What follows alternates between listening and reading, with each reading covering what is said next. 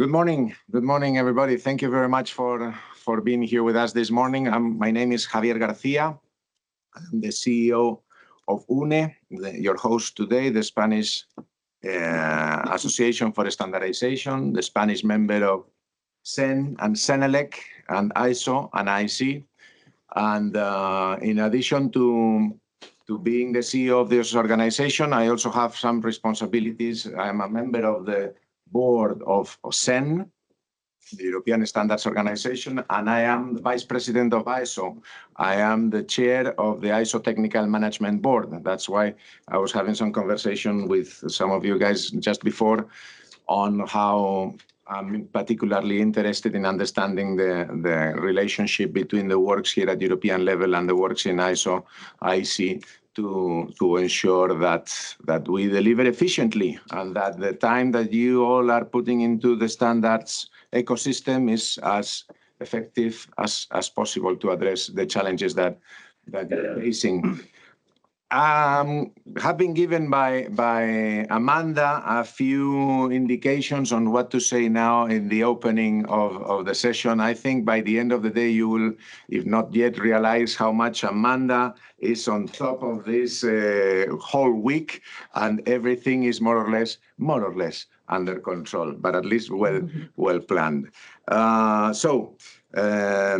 Again, welcome in particular to this workshop that is being celebrating today on quantum technologies and standardization. It is for us a great pleasure to host it because many times we put so much effort into developing the standards themselves that we forget we need to reach out beyond the technical community to the outside world to explain and to share what is being developed in this world, in particular in JTC 22, in this particular case on quantum.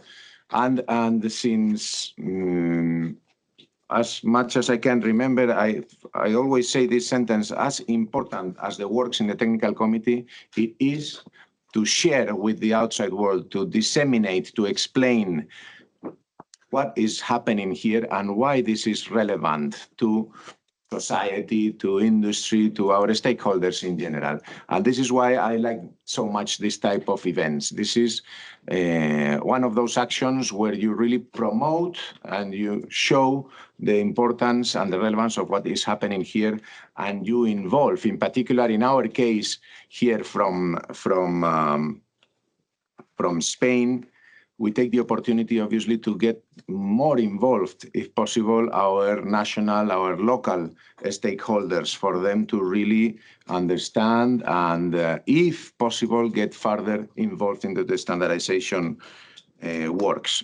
This field of quantum technologies, it's clear to you all, is one of those highlighted by the European Commission as a strategic one. Is one in which even the EU annual work program of this year identifies as an area to develop standards in support of the policies of the European Commission. So this is why it's particularly relevant to be a part of this exercise and to understand the relation between what is happening here, what you guys are developing, and the objectives of the policymakers, in this case, in Brussels, and later on, our colleagues here from the Spanish government, from the Ministry of Digital Transformation here in Spain, will share with you as well from the Spanish perspective. That link between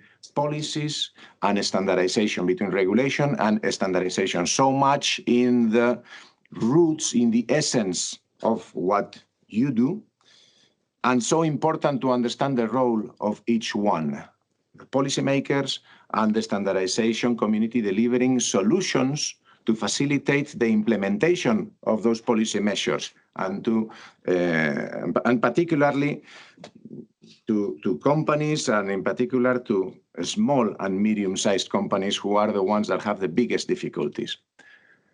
We develop standards, you develop standards, but standards that have to be implemented afterwards in the marketplace. Also have that very much in mind when you are developing them, because it's not easy for organizations to implement standards. It's not easy.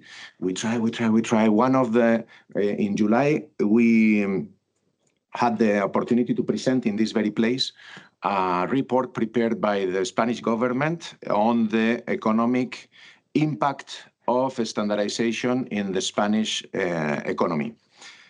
Of course, the results were very positive, very good, but I'm not focusing on the results because this is the reason why you are investing your time in standardization. You believe in this. What I want to refer to is to the recommendations out of that report. And one of the clear recommendations was, first, one of the findings was how difficult it is for medium-sized, I'm not even going to say small, but for medium-sized companies to participate, but also implement standards. This is where I would like also to ask from you to have in mind when you are developing these standards, how they can be more easily implemented by those medium-sized companies, which are the majority of companies in our economies. So also please have that in mind. If you have ideas, share them with us, with the standards organizations in your countries, because we are the ones that afterwards will try to make those standards more easily implementable by organizations. So this week, this is the beginning of the week, right, Amanda? We're just beginning today, but you're holding also the meeting of the JTC 22, European Committee on Quantum Technologies.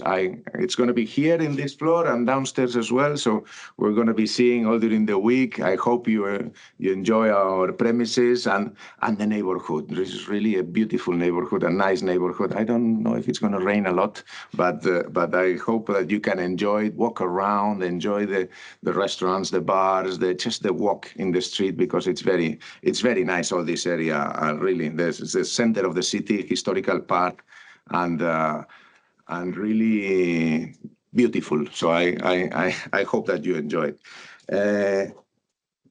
Standardization is about collaboration. It's about the contribution of different perspectives to enrich the final result.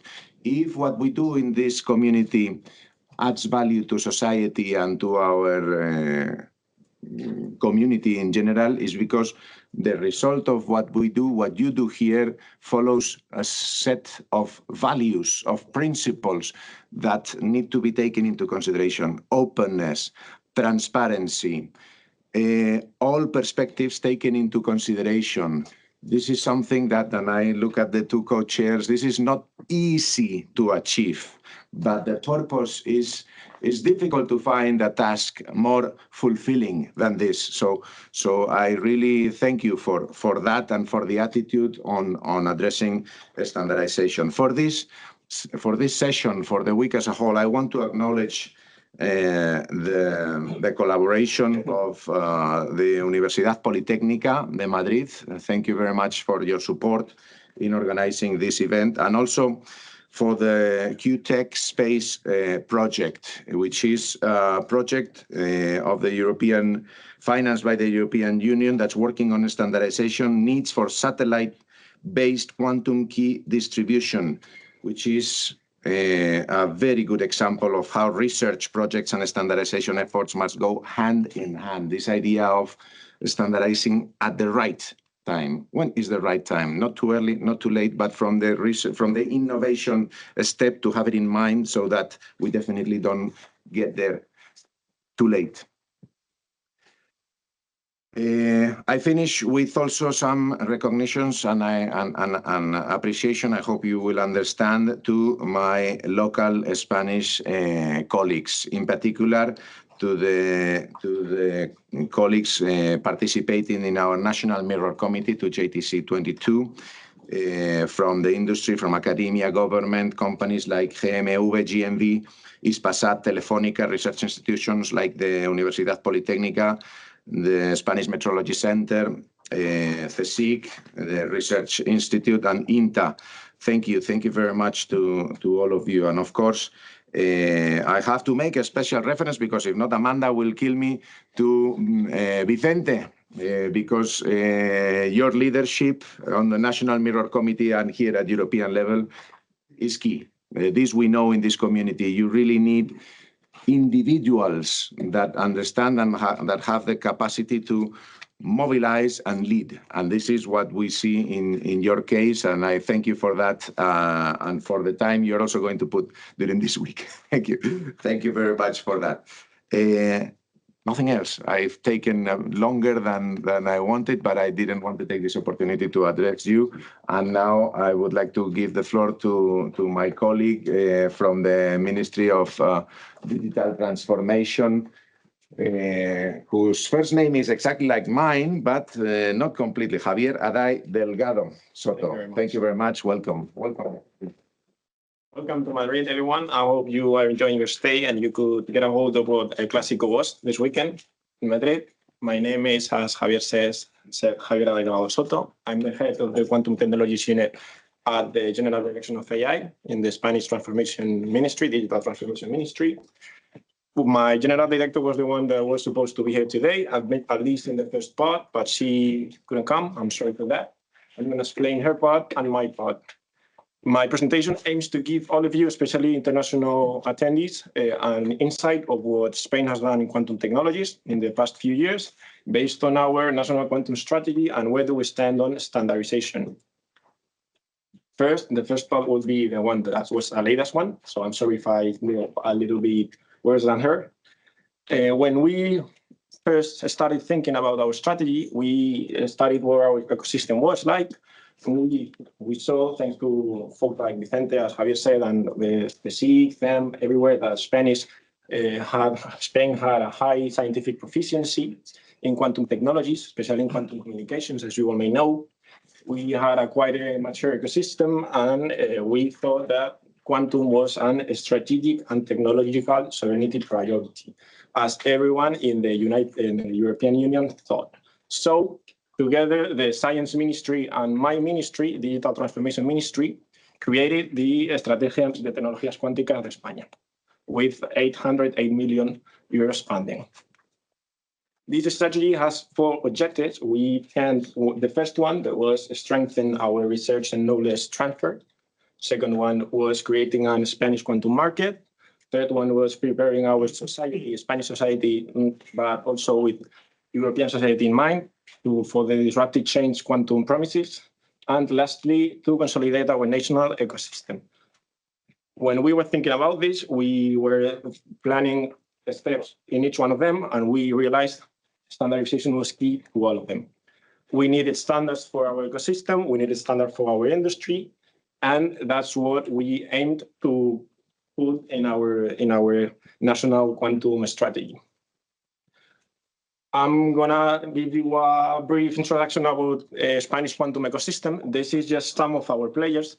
I'm sorry if I forgot someone of you. I did this exercise by mind yesterday. So as you may see, our quantum ecosystem is highly distributed everywhere in Spain, not only in the peninsula, but also in the Canary Islands. And we have players in all of the quantum topics, high quality players in all of them. This map just gets a hold of what I was saying before, Spanish quantum proficiency. Thanks to folks, as I was saying, the SIG, TEM, UPM, UPV, QSide, everyone from the academic to the startup and scale-ups industry. Thus, the Spanish government decided to invest heavily in quantum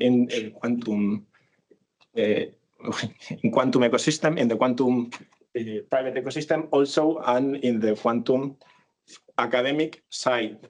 I'm going to talk about a little bit more about this in my next presentation. And while thinking about all this, we saw that standardization was strategic for us. Standardization was strategic to make all these actors collaborate in the national map, but also to collaborate with all of you in the European ecosystem. It was also key to the new geopolitical map, where standardization in quantum technologies may make one of the world regions liderate the implementation of this technology. Thus, we aim to foster a Spanish quantum standardization ecosystem as well as European quantum ecosystem. And one of our main goals with this is to participate in them. You will be able to see us, not only me, but my team too. Javier is this one. But I'm part of your team. That's what we participate in too. Juanmi and Juanlu, you will be able to see them these days, and you will be able to see them from now onwards in Spanish reunions and European reunions too. And not only us, but all of our players will be supported by the Spanish Digital Transformation Ministry and the Science Ministry too. And now I'm going to go ahead with my second part of that's more my part, not the previous one was a later one. I'm going to get you a little bit of an introduction to the Spain quantum projects. We can divide them in 3 different topics. As you all may know, the typical topics: computation and simulation, conventional security, and sensing and metrology. These projects, not all of them are inside our strategy. Some of them are outside because our autonomous communities have independence to create their own quantum strategies and get their own quantum projects started. But I'm going to talk a little bit about some of them. These are not all of them, as I said. And as you may see, we considered some transversal use cases, investment in private sector. We are planning to invest nearly 400 million euros in our private sector, and standardization as a key technology, as a key enabler of all of these topics. First, if we start with quantum computing and simulation, we have 3 main projects. The first one was Quantumania. Quantumania started some years ago. It created the third QHPCs in Spain, in Barcelona, and all the places in Spain, like Galicia, and integrated with the supercomputing national network. Its first aim was to create a specialized workforce, as it has done. Spain has one of the best workforce in quantum computing and simulation thanks to this project. And it also enabled us to do a lot of research in quantum. And it will help us do research in the following years too. But this project is still ongoing. Second one, we have a Rydberg machine we are constructing in Asturias. This project is projected to have a computer based on Rydberg atoms in 2028, based in having 256 qubits and 100 qubit emulators by the end of 2026. It also focuses on educational research and dissemination. And lastly, we want to integrate with all of you, with all of the other countries in Europe. And we did so thanks to the EuroQCS Spain project. This project aims to create a network of QHPCs along all Europe with other 6 nodes.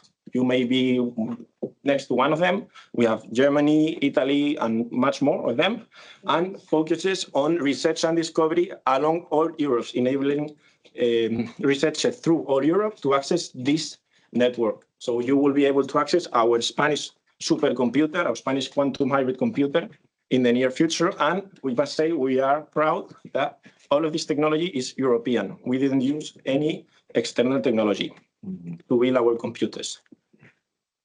Second one, in the communication side, it was the Plan de Actuaciones en Comunicaciones Cuánticas, our so-called hub of Q communications. This has a funding of 10 million euros. It started some months ago. Its main goal is to consolidate the Spanish quantum communication ecosystem, being able to create one of the biggest communication ecosystems in Europe. I'm going to talk a little bit more about this one in the next slide. And it aims to strengthen our technological sovereignty in communications. That's our main goal with this project. And we thought it was the way to do this was providing an experimental infrastructure distributed all along Spain. It has 8 beneficiaries from the Canary Islands, Barcelona, Valencia, Madrid, Galicia, and they all have to collaborate and create an distributed center of excellence that will group them all and access the.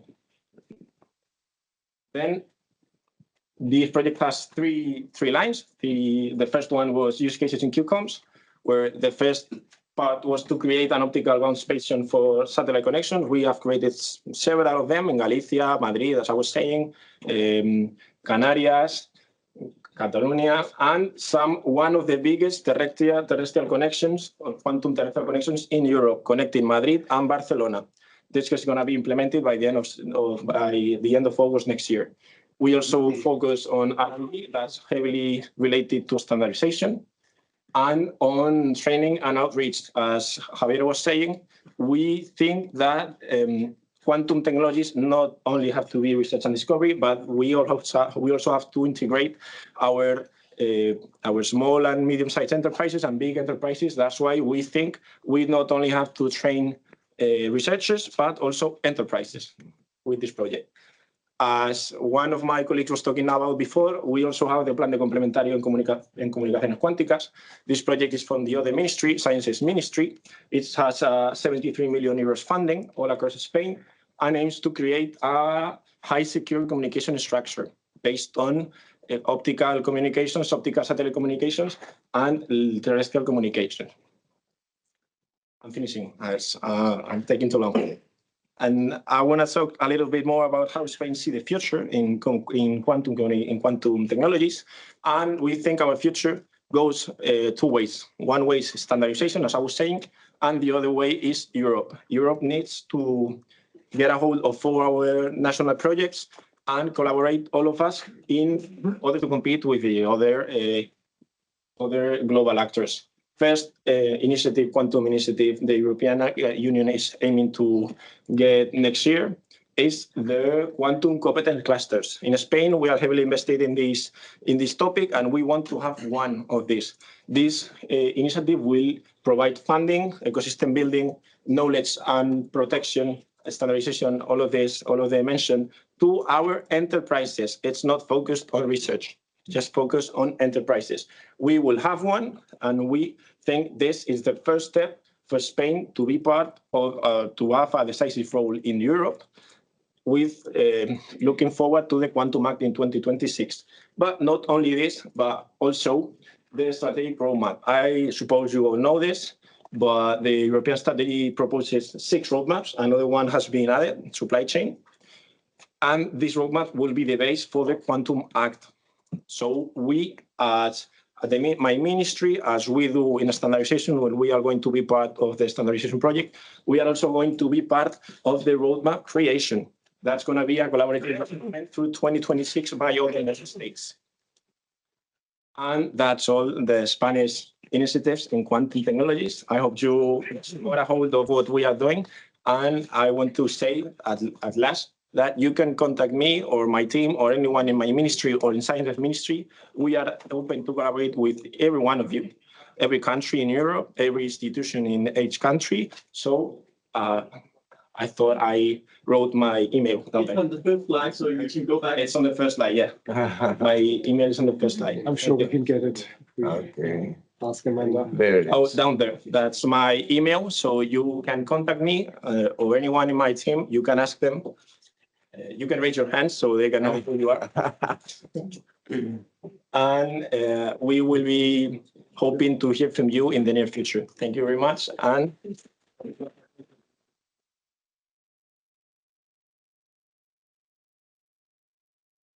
Amanda, you take over. Okay. Thank you very much, Javier, for Thank that insightful overview of the Spain's national quantum strategy. And it is clear that the standardization is not just technical but strategic. So next, we move to the European perspective about the quantum technologies. Over the next hours, we will hear from the chair and conveners from the European Technical Committee on Quantum Technologies, CENELEC, JTC 22's working groups, those shaping the European standards on quantum technologies. Okay, welcome Nicolas Stepman, co-chair of the JTC 22, is from Germany Polytechnic. Physikalisch-Technische Bundesanstalt. Yes. Maybe I can help you. I don't know why they don't translate it. And the next, John Divani is a convener of working group 2. Please. Oh, no. Next, over the. I can also just sit down if you want. Presentation. I think it's there. Yeah, it's all Okay, done. perfect. It's all done. Okay, yeah, thank you very much for the nice introduction, Amanda. I'm happy to be here, and it was very good to hear about the national strategy of Spain, and it seems there's a very bright future ahead, which I like very much. And before I start in talking about in my role as convener and co-chair of JTC 22, maybe also I can say from a German perspective, I'm with a German National Metrology Institute. We are active in many German and also European projects, which is true for many here. And I think this is a great opportunity also to connect to this Spanish initiative. So I'm happy to talk to the colleagues over the next few days. With that being said, I just want to give a short presentation about our working group number 1 on strategy from JTC 22. So just very briefly, what is the structure of JTC 22? So this is shown here. We have 4 working groups. So the co-chairs are myself and my colleague from the Netherlands, Oscar van Deventer. So we have a working group on strategy I will talk about, and then we have the other working groups that will come just right after me. So I won't say much about this. When we look at this, what I think is very important to say is that we have significant contribution from major players from all over Europe. And I like this very much. Of course, those are the conveners. There are more countries contributing to it, but it is nicely contributed. And we have really an effort from all over Europe in this JTC 22. And we started this in 2019. It took a few years for us to get to this point that we have this level of trust. You see this from the actual kickoff from some of the key players. Okay, so with that, I would just say a few words about what the working group on strategy is currently working on at this point. And so the main task is to look at the strategy. So that means one aspect is to look at all the things that are shown here. So cross-sectional topics within JTC 22 is an important point. So we will see we have connections between the working groups. Communication to stakeholders, dialogue with policymakers, business plan was done in JTC, in working group number 1. And I would like to focus on international cooperation. We will talk about this in the plenum in the next few days. I would like to focus on 2 things that are particularly important at this point and just say a few more words about those. And this is the standardization roadmap, version 2.0. So we heard about roadmaps. This is the roadmap of JTC 22, and also the coordination and alignment with IEC ISO JTC 3. Again, we heard from the colleagues from the ministry and from the CEO of UNE that this is, of course, a very important topic. So let's just look at this. So the roadmap efforts. As I said, we started this in 2019.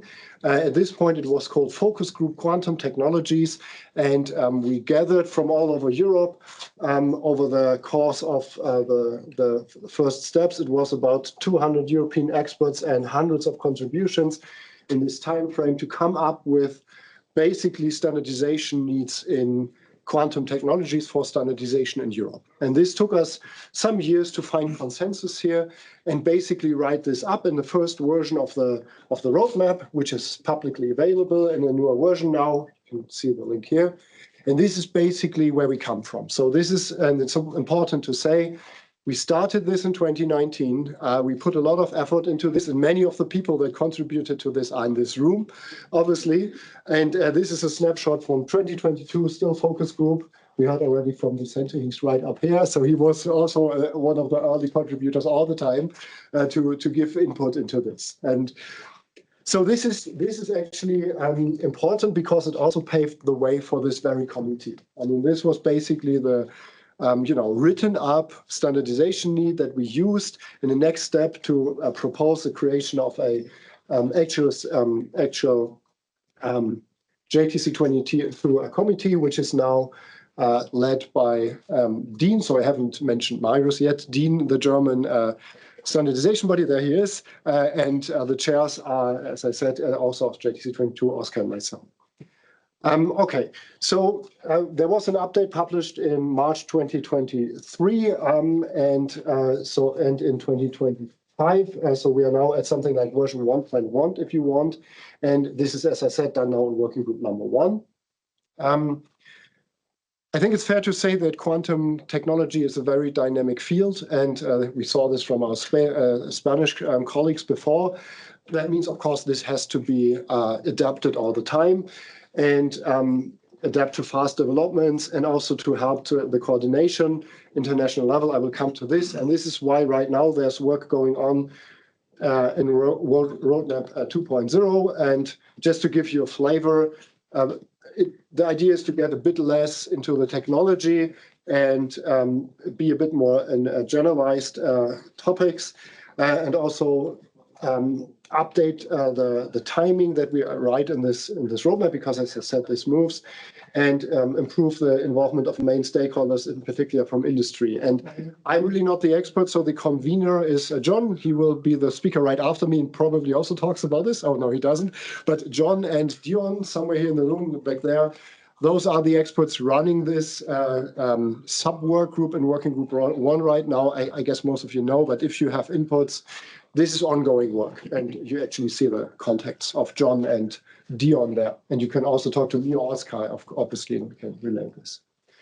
Okay, so this is one important task, and in this, of course, there's also happening the coordination between the different working groups and topics. I would like to, in the next 2 slides or so, the last 2 slides, I would like to focus on the international level, which is another very important topic that's dealt with in working group number 1. So, as you probably all know, we have different levels of standardization in Europe and international. So we have national standardization bodies. Today we are at UNE. We have European standardization bodies as well, so at Senelec, ETSI, for instance. And then there's also the IEC level, and we heard about Javier before, who's a co-chair of one of those. So for quantum, things progressed quite a lot in the last year with the establishment of a new joint technical committee on quantum at IEC-ISO, with a chair from South Korea and a secretary from United Kingdom. And you see from the inaugural meeting in Korea here, the European delegation at this time from last year. Yeah, it was last year. So this, of course, is very important, because now we have a European level standardization committee, JTC22, that has a few years of experience already and some new work item proposals, and actually now also first documents that went through the consensus process. And now on IEC-ISO level, we have another committee with basically, from a thematic point of view, from a topic point of view, the same topic. So it's about quantum technology. At least there's a large overlap. And now, of course, what we have to do is to align the effort on European level with the international level. And there are agreements, of course, to deal with this, but we also need to decide on a level of new work item proposals how to deal with this interplay of European level and international level. And this is what we do in working group number 1. And the goal here is obviously to avoid duplicate work and maintaining the European interests. And this is what we do on a regular basis. We meet before JTC3 meetings. We meet in working group number 1 and coordinate what on a European level is our main interest, so that we can effectively put this into IEC-ISO. And we welcome you in Denmark in a couple of weeks. Yes, and this is, of course, most of you know, I guess, there will be a JTC3 meeting in Copenhagen, I think in a few weeks, where many of us will be present, I guess. And exactly in this way, in this afternoon, we will talk in working group number 1 about what's going on in JTC3 and how we align it with JTC 22. Let me say maybe 2 more sentences on this, because I think it's very important to say, and we had this discussion in working group number 1, we don't want European-only standards. So that's obvious, because quantum will be a global international market. That means ISO JTC3 is very important for us, and we need to put in our input into this. But then also we want, in JTC 22, we have a chance to already coordinate things in Europe and be quicker. And we have a few years of advancement right now. And the idea of working group 1 is to always, as you see, this is a balance. And we have to decide and look at this proactively over the progression of those committees, so that to make the best out of both worlds, which is non-trivial. Yes, please. Yes, I wanted to ask the relation with ETSI, because I don't Yes. hear. Oh, yeah, that's. I was asking myself. Yeah, this is actually, of course, I can only show a few examples in this. ETSI is, so there's a few answers I can give. ETSI is very strong, in particular in communication standardization, which is in our case working group number 4. And we do have, of course, a coordination with working group number 4 and ETSI, in the sense that people from working group number 4 are also active in ETSI. So that's one way of looking at it. And this is, again, Vicente and others that can say more about this. I can also give an answer from PTB's perspective as the National Metrology Institute. We have experts both in JTC 22 and in ETSI. And for us, this is another challenge of coordination. We try to put our expertise in both. So this is on the working level. And I think it's mostly relevant at this point for working group number 4. But we are well aware that ETSI is now also expanding its scope. And we did reach out to ETSI to align how we deal with that, because we are active since quite a time already in metrology, sensing, and quantum computing simulation. ETSI hasn't been there yet, but seems to be planning stuff like that. And we are in active coordination with that. But yeah, I mean, Marius and Oscar can also maybe just add to that. Sort of different. The main difference is from ETSI to Senelec. Yes. I see is that the membership in Senelec ISO-IC is based on a national delegation principle, so that you need your national Euro committee, and they delegate you to those committees. And the membership in ETSI, and of course ITU is the same, is based on the organization. So the organization sends you to this committee, and therefore you have no national opinion in this committees. No, I understand. I was only questioning why ETSI wasn't there as a European. Well, it's just a copy and paste thing, and because I wanted to this is a presentation about Senelec JTC 22, and I just wanted to focus the alignment with IEC ISO. That's the only reason, right? Of course, there's also IEEE, there's ITU, and to all of those we did talk and align. That's clear, and this is about how JTC 22 interacts with IEC ISO. That's the only reason. Are there more questions? Oh, and this is actually also my last slide. So yeah, it's good. We already had some discussions. This discussion will continue in some sense this afternoon. And with that, I give the word over back to Amanda. Thank you.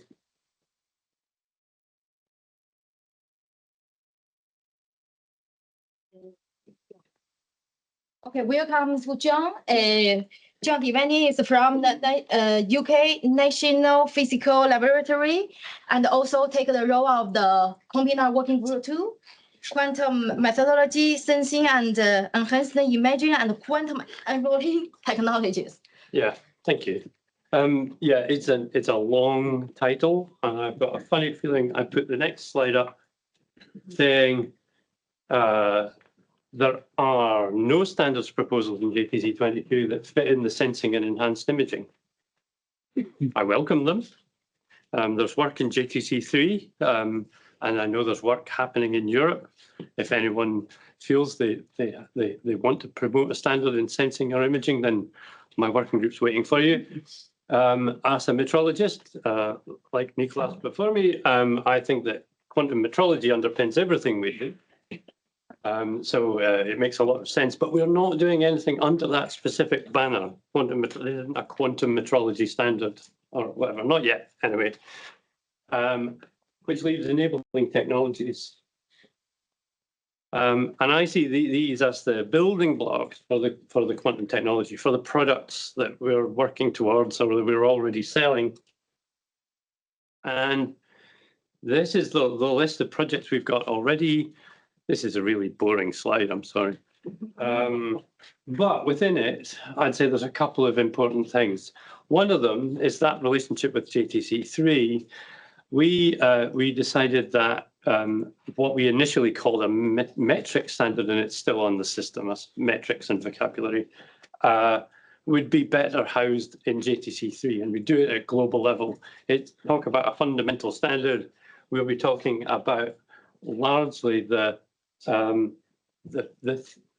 scientific things that you could envisage having to measure and having to say, this is the property of my quantum system or my quantum product. So we overcame the administrative hurdles with because JTC22 is CEN-led, JTC3 is IEC-led. There is no straightforward mechanism for doing this, but we got there. It's now on the work program in IEC, ISO. Thankfully, my working group, which makes life a little easier. And then the next one, the next big headline is that traveling wave parametric amplifiers, those of you who know what they are, know what they are. There is already a market out there for them. As far as I'm concerned, that's the first big box ticked. We need a standard. People are buying these. They need to know how to assess them. And that's what this standard is doing. We have completed a draft and submitted it for ballot by JTC22, which hopefully will be successful, and it will go out to public comment, and it is on track to be the first full standard. There's already a standard, a first full standard with requirements in it from this committee. The rest all fit into that same category. These are all about enabling technologies and how do you measure them and characterize them. And I like to think this is, yeah, as I said, fundamental building blocks. The technology are the fundamental building blocks. The standards are fundamental building blocks. And we're moving towards a proper ecosystem of standards. And I can't remember if I've written anything else. No, that is all there is. Thank you.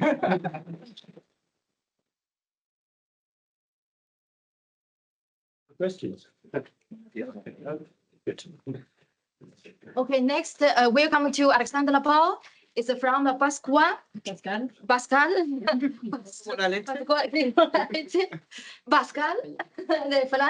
from France, and also is a convener working for the 3 quantum computing and simulation. Thanks a lot, and good morning all, y buenos días aquí al ecosistema español también. Encantada de conoceros a todos aquí también. So what I wanted to do with you today, so as my fellow before as convener was also to present to you what we do in Working Group 3 in GTC 22 that is dealing with quantum communication and quantum simulation in particular, that was mentioned before by the ministry and by the CEO of UNE as well in particular. But before doing that, I just wanted to give you a snapshot basically on why businesses like Pascal, so maybe coming back to that, are involved into standardization today. So here, I don't know from the Spanish Mirror Committee, how many of you are from the industry sitting today? Great. I am happy to see that because this is also something we'll come back to, but I just wanted to start with that before going to the work we do in Working Group 3, because I think this is a bit of specificity of the Working Group 3 is that the convener myself is from Pascal, so it's a company working on quantum computing if you don't know us, and especially we are also involved in the Euro HPC QS project, already delivering some of the quantum computer on site, notably in France and Germany today, and very soon in Italy as well. So I think that's very important for this community to see and remind us as well why we are here sitting today together and why the industrial involvement is also very key. Thank you. Yes, perfect. Thank you. And this is what I wanted to start with you, and of course encourage all of you from the Mirror Committee under the control, of course, of Amanda here today from Spain as well, to really join the activity in GTC 22 in Working Group 3 from a Spanish prospect, because we have some involvement, but it would be great to have more of you coming soon. And as you know, this is very important for 5 reasons I have put there. Some might be obvious for you, less obvious for others, but standards at the end of the day for us as industry is really important, because it makes a difference in the way how we can actually build our product into the market. And we are speaking about that today. On the quantum computing field, computers are starting to be built, are starting to be part of different HPC centers, notably in Europe, so in Barcelona, here in Spain, of course, but also, as I was saying, in France, in Germany, in Italy, in other parts of the world. And it's absolutely essential for us to have some specification that make us able to really produce and build our own quantum computers and go to the market. And this is really something for us where standardization has a key role to play in quantum computing, because it will allow us basically to have also the possibility to have a fair trade, what I said, not only in Europe, but also globally. So having standards actually where we can export our computers, our machine, our devices basically in other countries with similar standards for the production of these computers. And this is really going to be what we say usually, you know, in English, the devil is in the details. And that's why this standardization committee is absolutely crucial from the business prospect, especially if I add to that to also smaller company. For us, for instance, we are already 300 people. So it's quite a large, I would say, startup today. But at the same time, is really something that is absolutely essential for all size of company to be able to be in the shaping of the standard and not being then locked into the market. And I think this is a point I really wanted to make you have in mind when we are speaking here, why, for instance, you know, company like the one I am working for today are part of the standardization activities, and why we really think that the industrial community is really important, especially today in working in quantum computing in this working group 3 at European level, in addition to your national efforts. Because this is really a field today that has been accelerating in the last 2-3 years, where again, we really see the product getting to the market, and we need basically to work together to develop this fair standard together.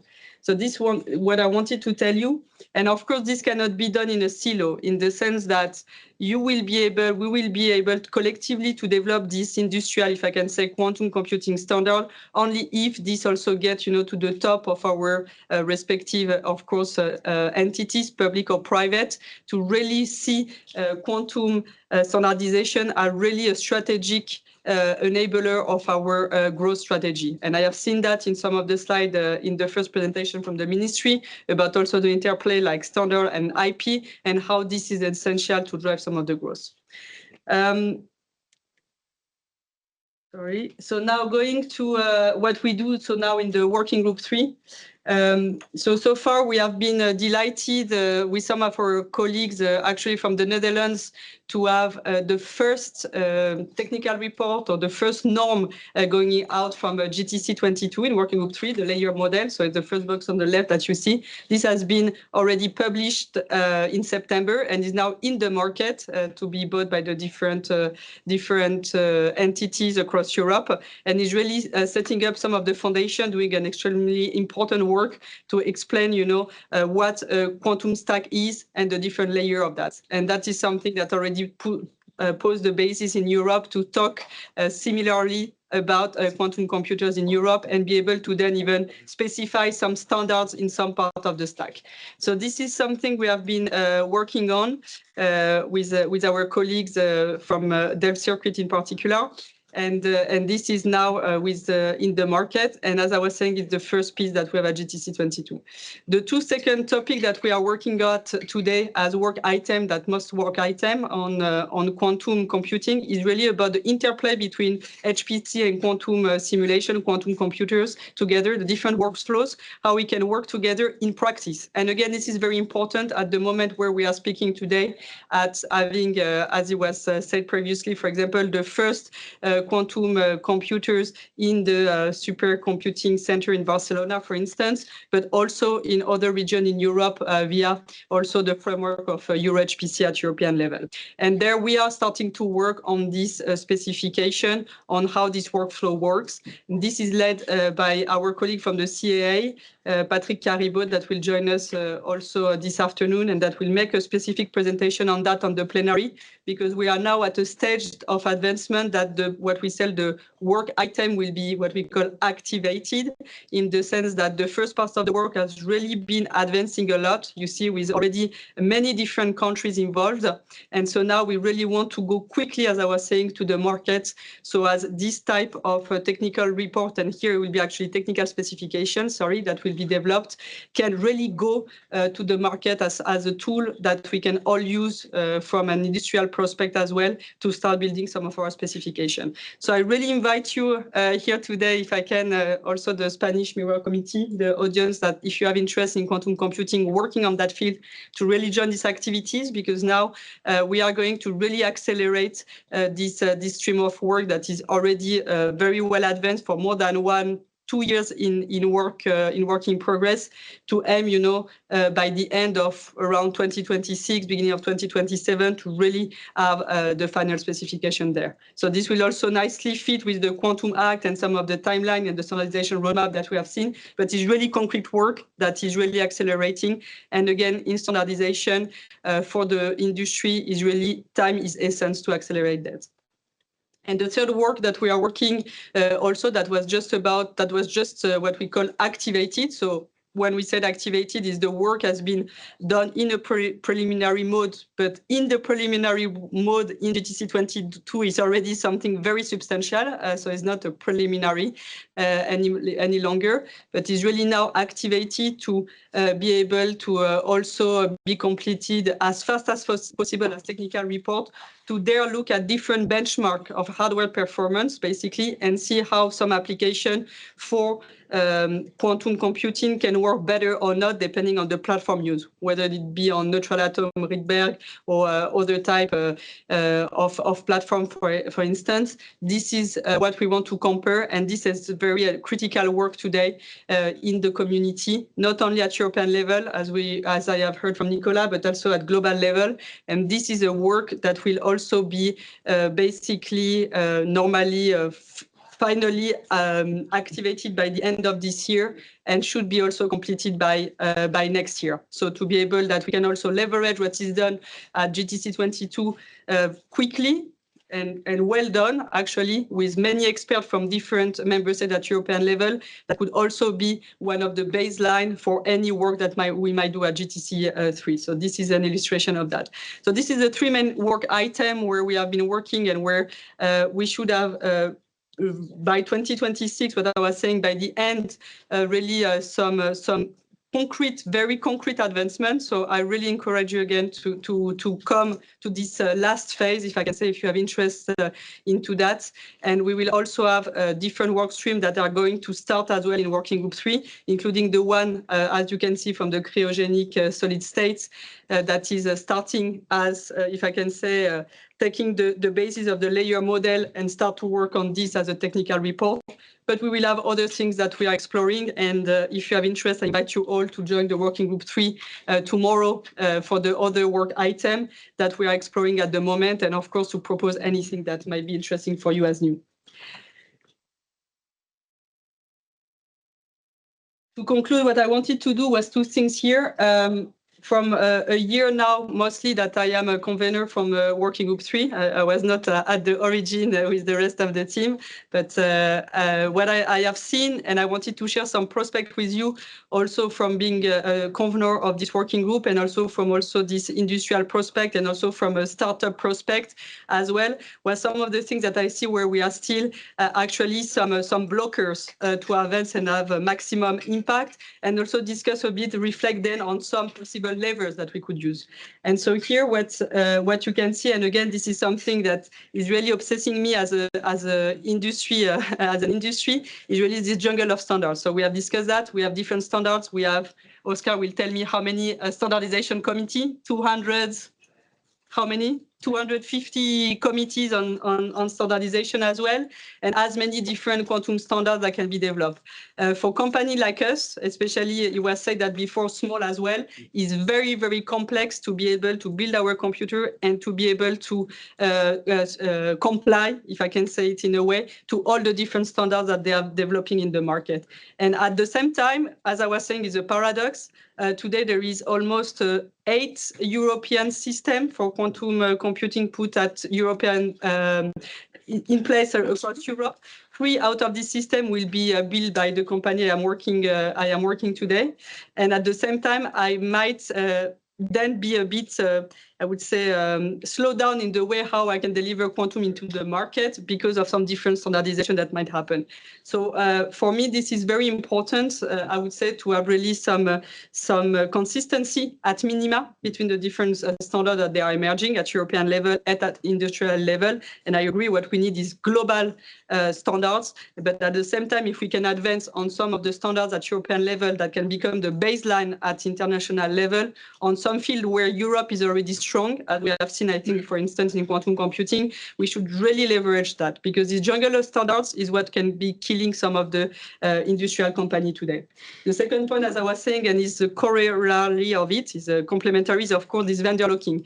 If we are not involved in developing these standards, others will do it without us. And maybe these standards might be something that we cannot then commit, we cannot deliver because the specification doesn't fit the specification we have for our quantum computers, for instance, and therefore I will not be able to continue to go into the market and have this ambition to become from a scale-up to a large company one day in quantum computing, while we have key assets in Europe to do so. So it's really a strategic lever and really a concern that today I see when we work and we continue to work, and I see more and more, if I can say, the standardization governance at European international level.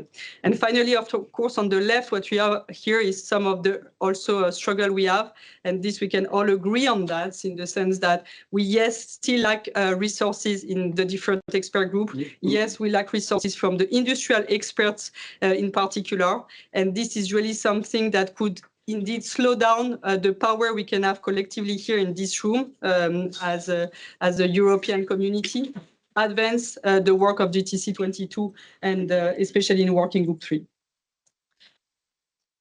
Sorry.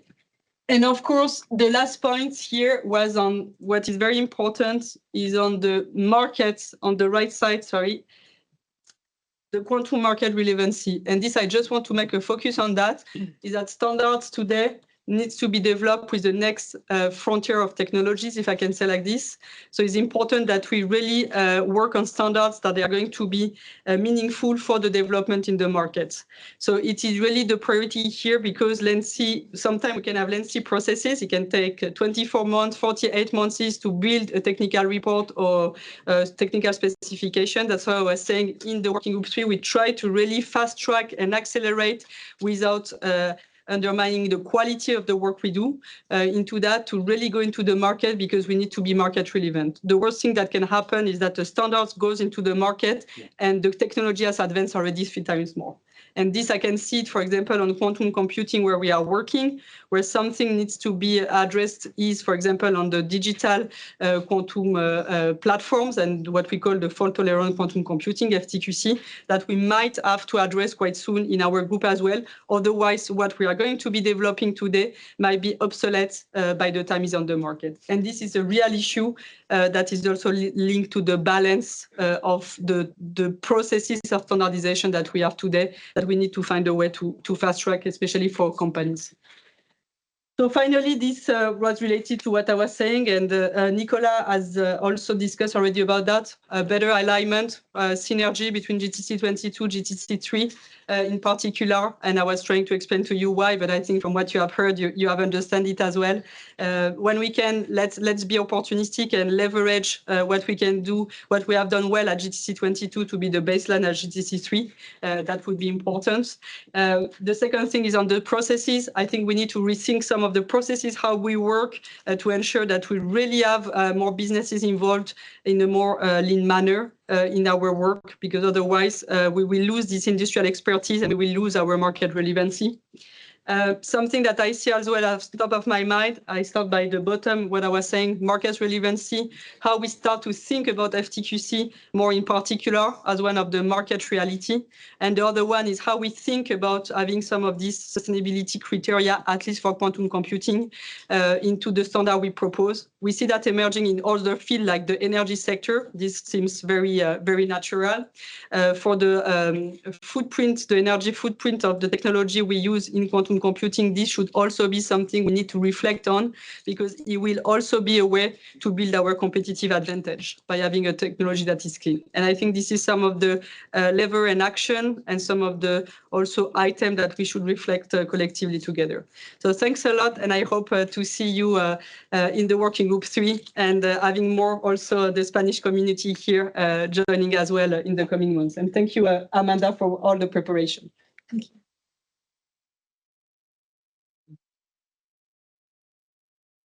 Okay, the next speaker of this panel on European perspective is Sebastian Erkel, is expert of the JTC 22 working group 4, quantum communication, the quantum cryptography, who is from Quantum Technologies Laboratories, QT Labs of Austria. Thank you so much, Amanda. So QT Labs is a Vienna-based company. We develop products and offer services for satellite-based QKD.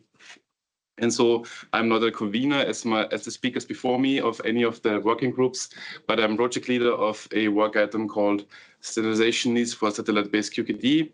And I think it's a good also introduction for the panel, which will take place after this talk.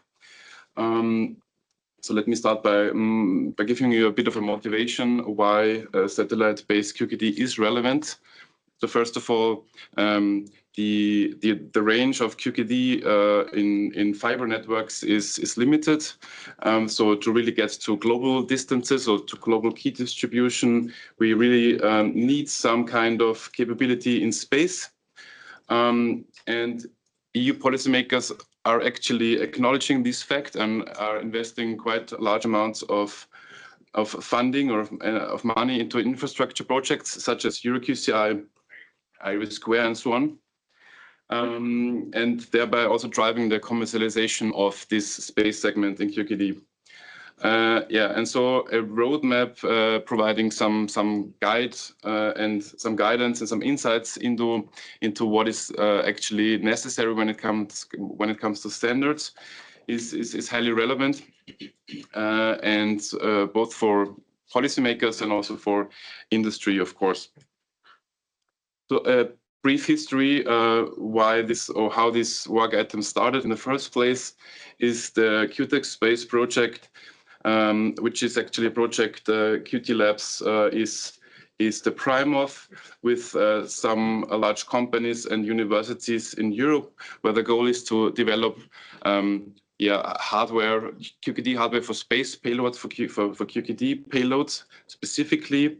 And one of the objectives is and was to facilitate the standardization activities for space quantum communication.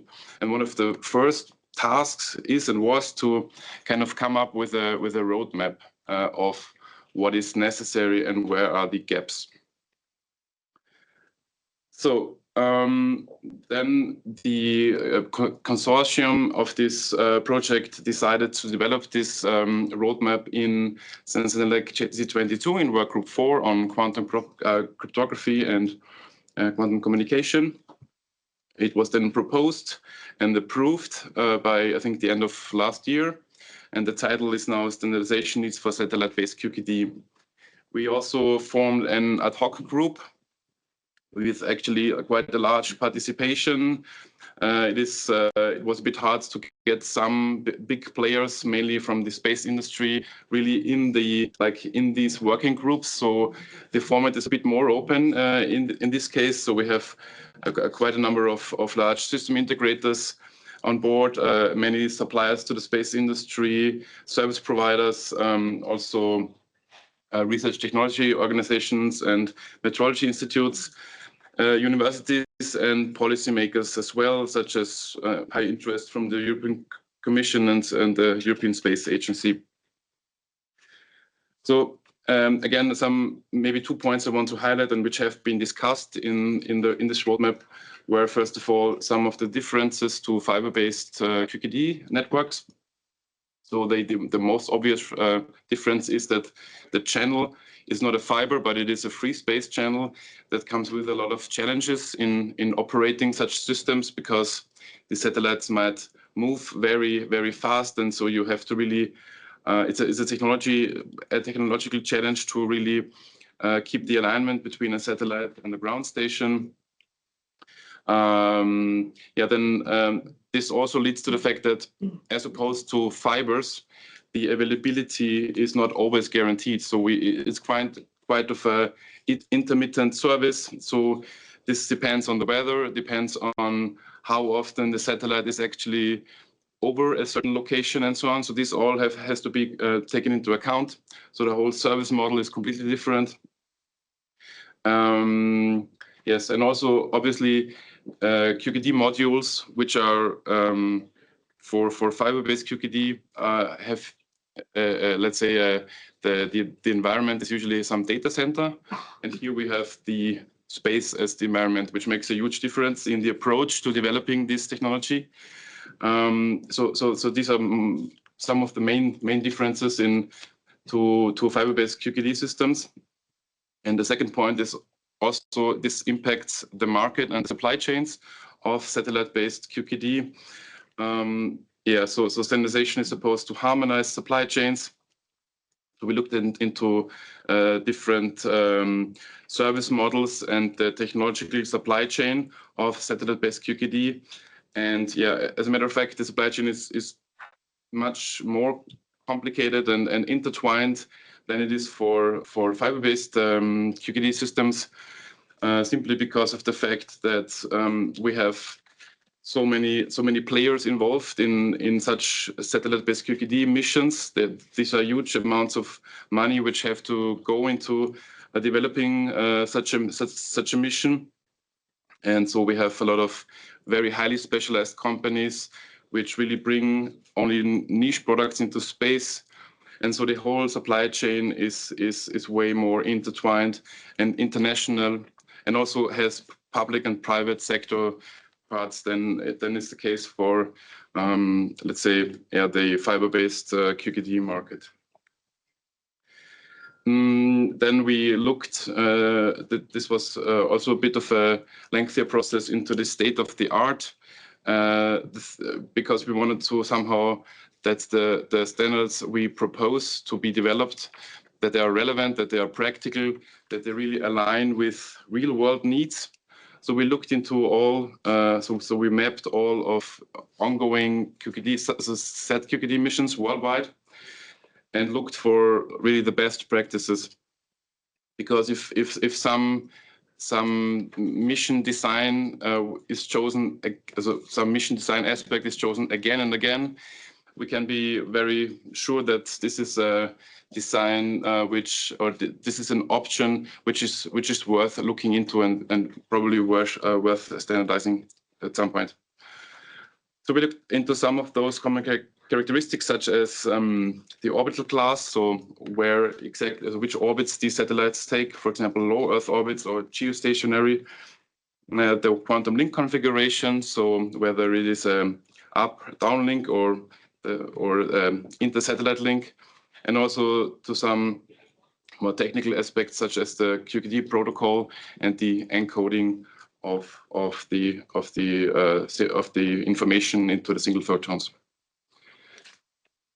This is what we are currently doing. So, based on these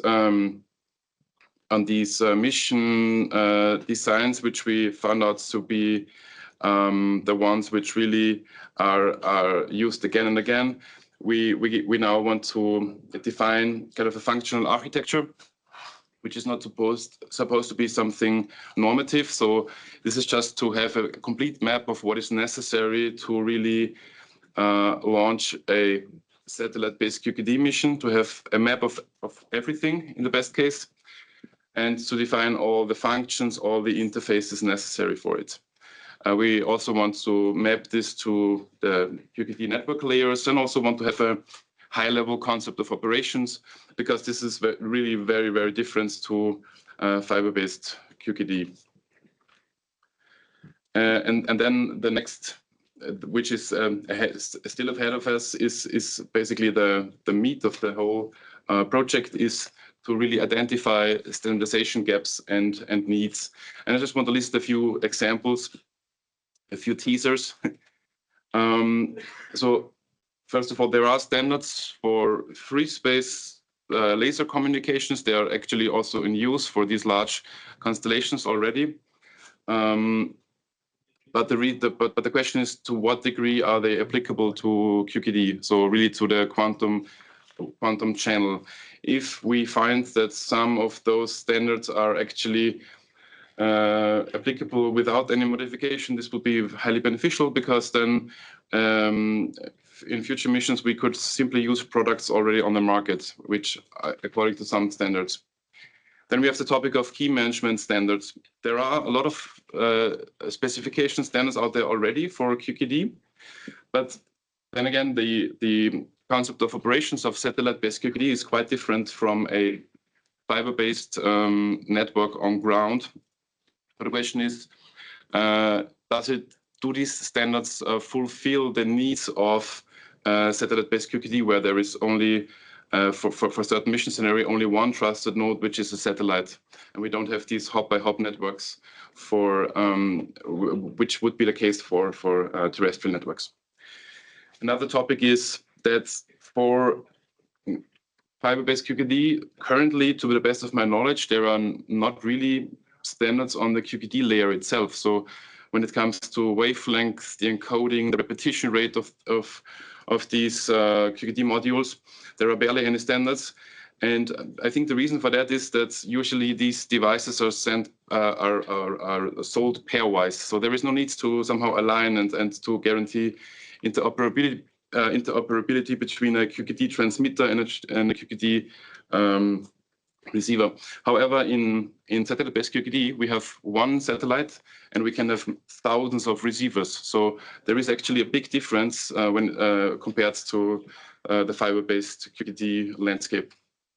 And the fourth example I want to bring up is that there are currently already some efforts in the direction of security assurance standards for QKD.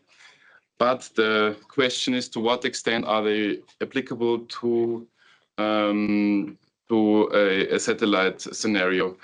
Because, for example, the standards out there, they are only applicable to pairs of QKD modules in an environment which is definitely a base environment. So this is also quite an important topic we will address in this work item. And I would now come to my last slide. So at the end of this work, we want to prioritize the standardization needs. And there might be there are some categories to why we would prioritize some standardization efforts to another one. One is obviously market readiness. So is there really a market for certain components of these systems, which is already at a stage where it would make sense to really draft the standards or specifications? Second point would be technological readiness. Are we already at a high enough TRL for all or for some of these components to really define already or give or draft standard specifications and not inhibit innovation in some sense? Then another point which is critical is certification readiness. I mean, QKD is a cryptographic product in the end, so it really depends. A lot depends on certification, and if in the end we don't manage to certify these products for their use and give some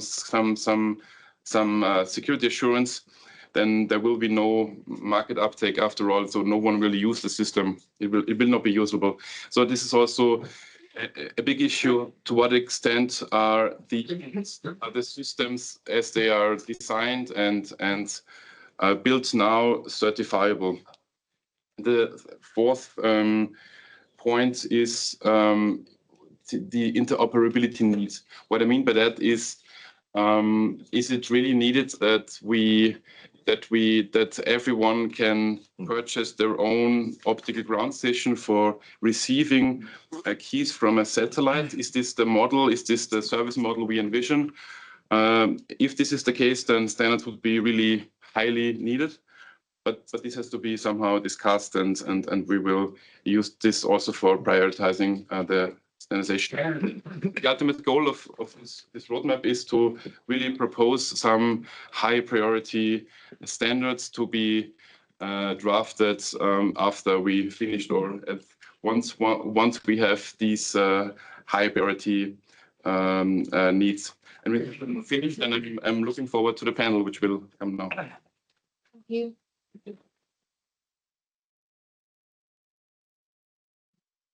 So next, let's move to the panel of the QuTechSpace, which is a moderated session focused on the standardization for quantum communications in the satellite QKD, okay, quantum key distribution. The session will be moderated by Vicente, the professor of the University of the Politécnica de Madrid, and also the convener of JTC 22 Working Group for Quantum Communication and Quantum Cryptography. Very happy that you're not wearing a skirt on these here. With another 5, yeah, if you want some water or coffee, there's coffee. Yeah, there is a coffee machine. Uno, dos, tres, cuatro, pero aquí no sales, ¿eh? Sienta aquí, aquí no te ve. Lo que no te ve, siéntate aquí, gracias. Y sigue al sitio. Sí. Sigue al sitio. Moderador.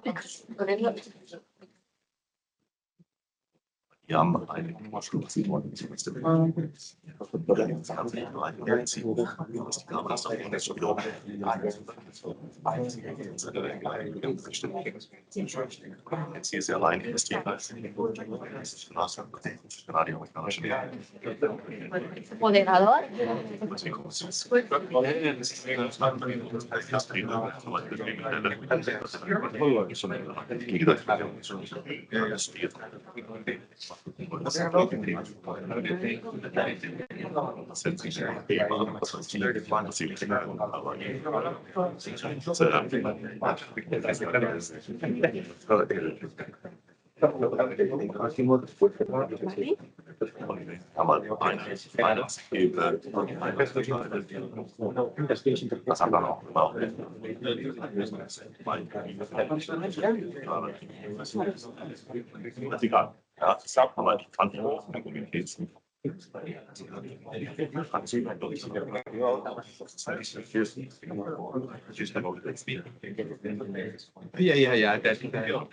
I'm very honest. This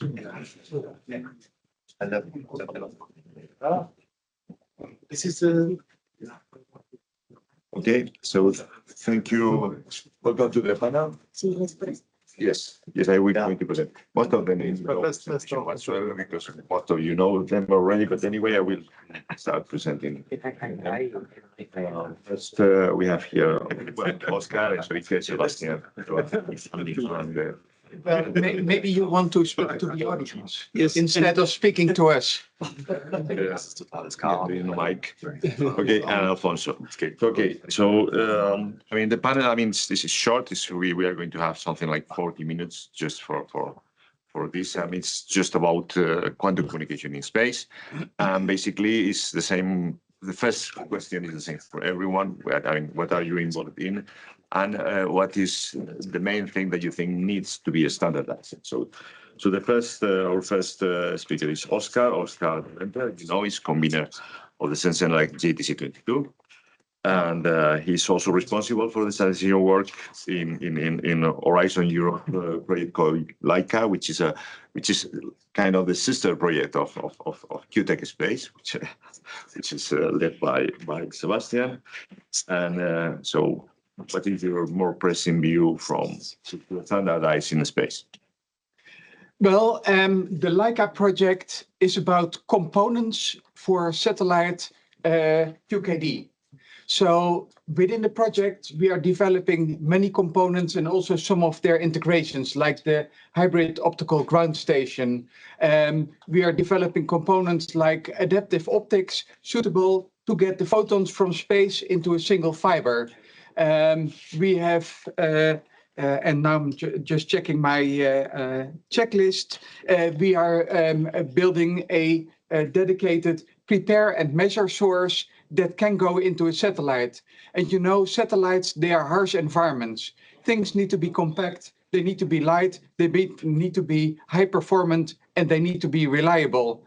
So we checked our full list, and actually the entangled photon pair source was the thing that we found was the most urgent. So it will be on the list in the roadmap of Sebastian, but of course we didn't want to wait for that roadmap. And the reason why the entangled photon pair source is so important is because when you use that as your source, you have a lower risk. And also, if you can combine it with quantum memory, you no longer need the satellite to be your trusted node. So that was one of the reasons. The other is very plain and simple. At TNO, we purchased an entangled photon pair source for our terrestrial experiments. It did not comply to our requirements, and it did not comply to the data spec. And we had an interesting discussion with the vendor. And well, it complied to the data spec according to their measurements, but they measured it in a different way. Well, this is exactly the thing that you don't want. We had more than 1 year, I think even 2 years of delay in our research progress because of a malfunctioning data sheet. So this is the thing that we considered urgent. And this is where, amongst others, together with QuTechSpace, the Laika project took the initiative. We took some of the bigger players and we started this work item. And Paolo, you're somewhere here, is now leading the work item. The kickoff has happened, I think, last month. So all of you, please come to this characterization of entangled photon pair sources standard. Okay. Thank you very much, Oscar. So second speaker is Enrique Crespo. He's a mathematician. He's a product manager of GMB from key management for QKD constellations and also the ground segment. And you are leading the QKD projects in GMB. And you have a strong experience in satellites, key management system and associated cryptographic systems. You were responsible from 2018 from the satellite key management system of Galileo. And you are currently in the Galileo next generation key management system. So GMB, you are also representative in ETSI and GMB and also in JTC22. So what's your main projects on this and what is your more pressing needs of things to be standardized? Okay, first of all, thank you very much for Amanda for the organization and Vicente for your leadership in these activities. From our side, we have a deep knowledge about what is real key management in space, big constellations. We think that QKD now it has been thought in a very isolated way. Of course, it has to demonstrate its technical feasibility, but we think that the concept of mission operation is very, very far from being realistic for real expectation of QKD systems. In the same way, we also have a very deep knowledge about the cryptographic requirements that have to be satisfied for a system of this kind to be accepted for dealing, for example, with classified information. And again, it has been thought in a very isolated way, and to be moved into real constellations, operational systems, has to move through several additional interfaces that have to be really standardized. Let me put you an example that maybe sounds strange. We all speak about BB84 protocol. That's not true. There's not any BB84 protocol. We are all inspired in a way of working, but they are not clearly defined protocol data units. They are not clearly defined messages between the transmission and the receiver. And each vendor has implemented its way of working with this protocol. We are very far from having one Alice from one vendor, one bot from another vendor, and make it work. If we move down, for example, to the product simplification phase, not even one of these vendors do it the very same.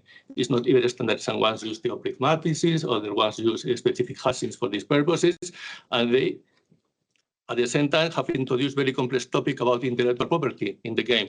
So that makes the game much more difficult to play, to be introduced in a realistic environment. So I think that QKD is fantastic and QKD fanatics. But now it's being thought in a very isolated way. I want to underline this. And think about that for satellite constellations, finally you're going to have a lot of transmitters, a lot of receivers, a lot of antennas, finally. And the QKD needs to handle this cryptographic asset at a very specific point that currently is not yet very well defined. And that makes very, very difficult a real certification from a cryptographic classical view, let's say in this way, because in the whole process, at some point you have the QKD key, maybe before, in the very middle point of the product simplification.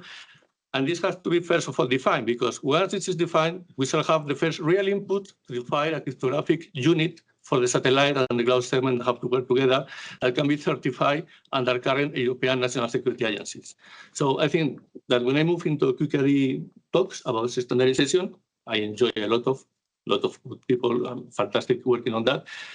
But from the classical point of view of cryptography and certification, we have to play this game.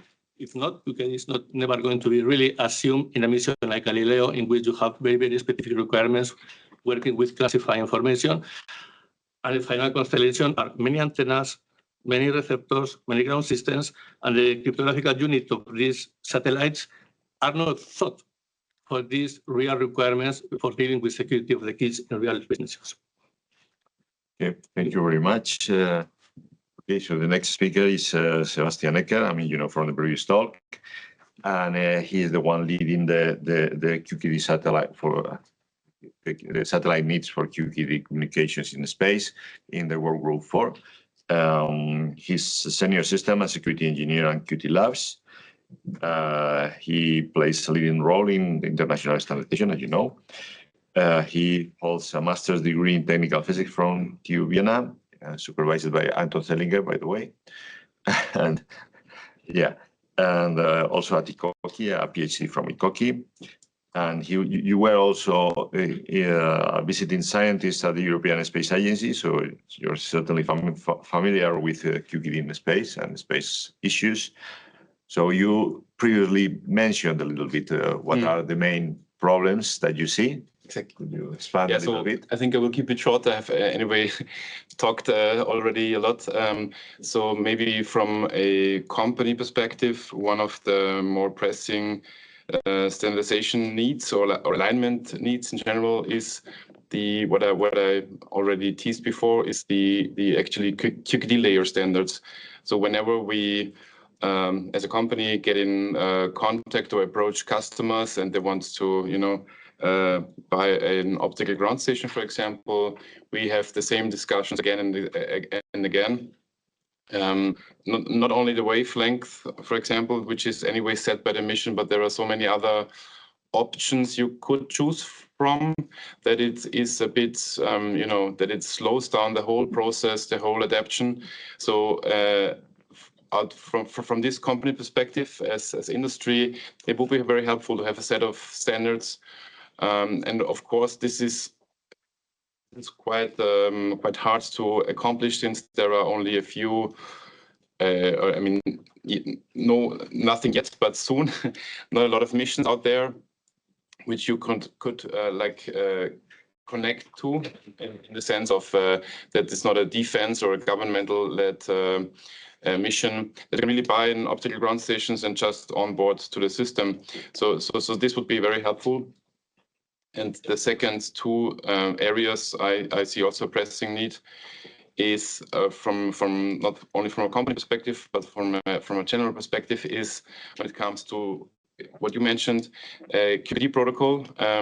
There are some efforts going on to really standardize the QKD protocol. With some of them we are involved in, but without the QKD protocol, which is standardized, there is not really there is no security guarantee. I mean, QKD is supposed to give provable security, but if we don't have a proof, then all of this is somehow not really relevant. So this is really something which is irrelevant, and also this is something which comes along is the whole topic of security assurance, because if we don't have any standards, we don't have the facilities, the infrastructure to give a certain level of security assurance, there will be no one using the systems, at least not those players who really rely on getting classified key from A to B.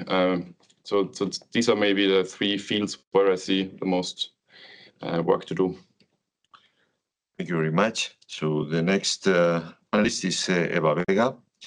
I mean, she's a senior defense scientist at the National Institute of Aerospace Technology. She has more than 25 years of experience in the field of space systems. She holds a degree in aeronautical engineering from the Technical University of Madrid, and also a master in software engineering. And basically, she's the head of the Space Programs Department. She's leading major initiatives of this National Institute of Technology of Space Technologies, such as the Constellation Program, which manages one very funny, at least one project that I like a lot, which is the QAnswer project, which is about communications between satellites, quantum communication, but between satellites, not just with the ground, but among satellites. So what are your opinion on all this? Okay, first of all, thank you for the invitation to here. First, I want to explain how INTA is involved in this problem that is a joint of many things. By one side, we are the peer-reviewed Spanish authority, so we have a use case for distribution of keys that is important, and we need to have a security channel to distribute keys to the user. Second part, we have a constellation program to send small satellites to space and very close in close formation. So we have some technologies developed. And third part, we have a development of polarized devices for space that we heritage from our ESA program. So when we mix everything, we are on the focus on the quantum technologies. What we are trying to do, we are more or less related with some initiative to make up a space ground communication, QKD distribution, not quantum communication. But our main program, as you said, is QAnswer. That is a program to distribute quantum keys between two small satellites that flies very, very close. What is the first step that we need to be sure about that? Is the physical channel, because it's not very easy to communicate two satellites for distribute quantum key, because we need to have a lot of problem of pointing. We have a lot of problem of link balance. We have a classical channel in parallel.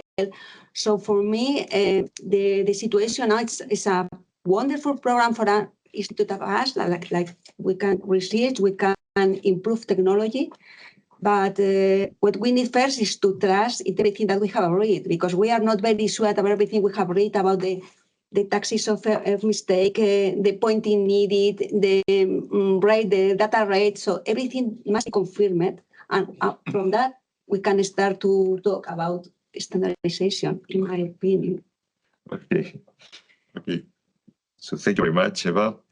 And the last panelist is Alfonso Tellos. He's from Hispasat. He's senior research and development engineer at Hispasat. He's supervising the technical development of the QKD payload for a GeoQKD mission that we have. I mean, it's called Carbo, okay, here in Spain. We all know, I mean, it's a very ambitious one, because a geostationary satellite is very complex. He has a master's degree in telecommunication engineering, and also a PhD in quantum communication by the Heriot-Watt University, and more than 6 years of professional career to develop for the development of quantum technologies. So again, what is your main point about all of this? Well, thanks for the introduction, Vicente. I guess from a commercial company that is trying to develop a QKD mission, in our case, together with Thales Alenia Space, Spain, our most pressing need is we need to build something that we're going to be able to sell. Otherwise, this is a bit pointless. And in order for us to be able to sell it, as we have said before, then it needs to be certified, and for that, there needs to be standards. Then, ideally, what we would like to standard is of the physical layer and also the protocol layer. To be honest, I think we're going to discuss this a bit in a second, but standardizing the physical layer currently is a bit complicated. If you start trying to say which wavelength you need to use or which specific hardware you need to use, then you're basically taking out of the game every company but one, because everyone is doing their QKD missions in a specific way. But when it comes to the protocol layer, I think we are in a much better position to start doing something serious about the standardizing, because more or less, I believe every QKD mission for satellites, we're all using BB84. Some are using polarization, some are using time beams codifications, but the protocol is BB84 always, and it's also the protocol which has the most secure, the most mature, security analysis. Other protocols are also possibilities for space QKD, but when it comes to the security proof, it's not that clear if they're actually secure or not. But BB84 is quite mature in that sense, so that's probably the most pressing and most realistic topic that we can start standardizing for a space-based QKD. Thank you very much. I mean, we have not much time. I mean, we have 10 minutes left, so we have many more questions here, but I think it's better to ask the audience if you have other questions, if you have some comments to add instead of continuing our dialogue. So is there any comment that you can do? I mean, any other opinion? I mean, you might also differ.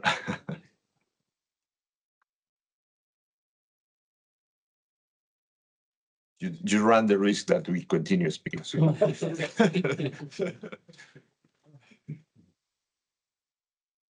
anyway, what I'm seeing is that we have very different levels here. So on one side, I mean, we see something like say, okay, I mean, maybe we have to go at a higher level of technology before start thinking about standardizing, because you are speaking about security. When you can standardize something for security, you really have to have a lower layer fixed.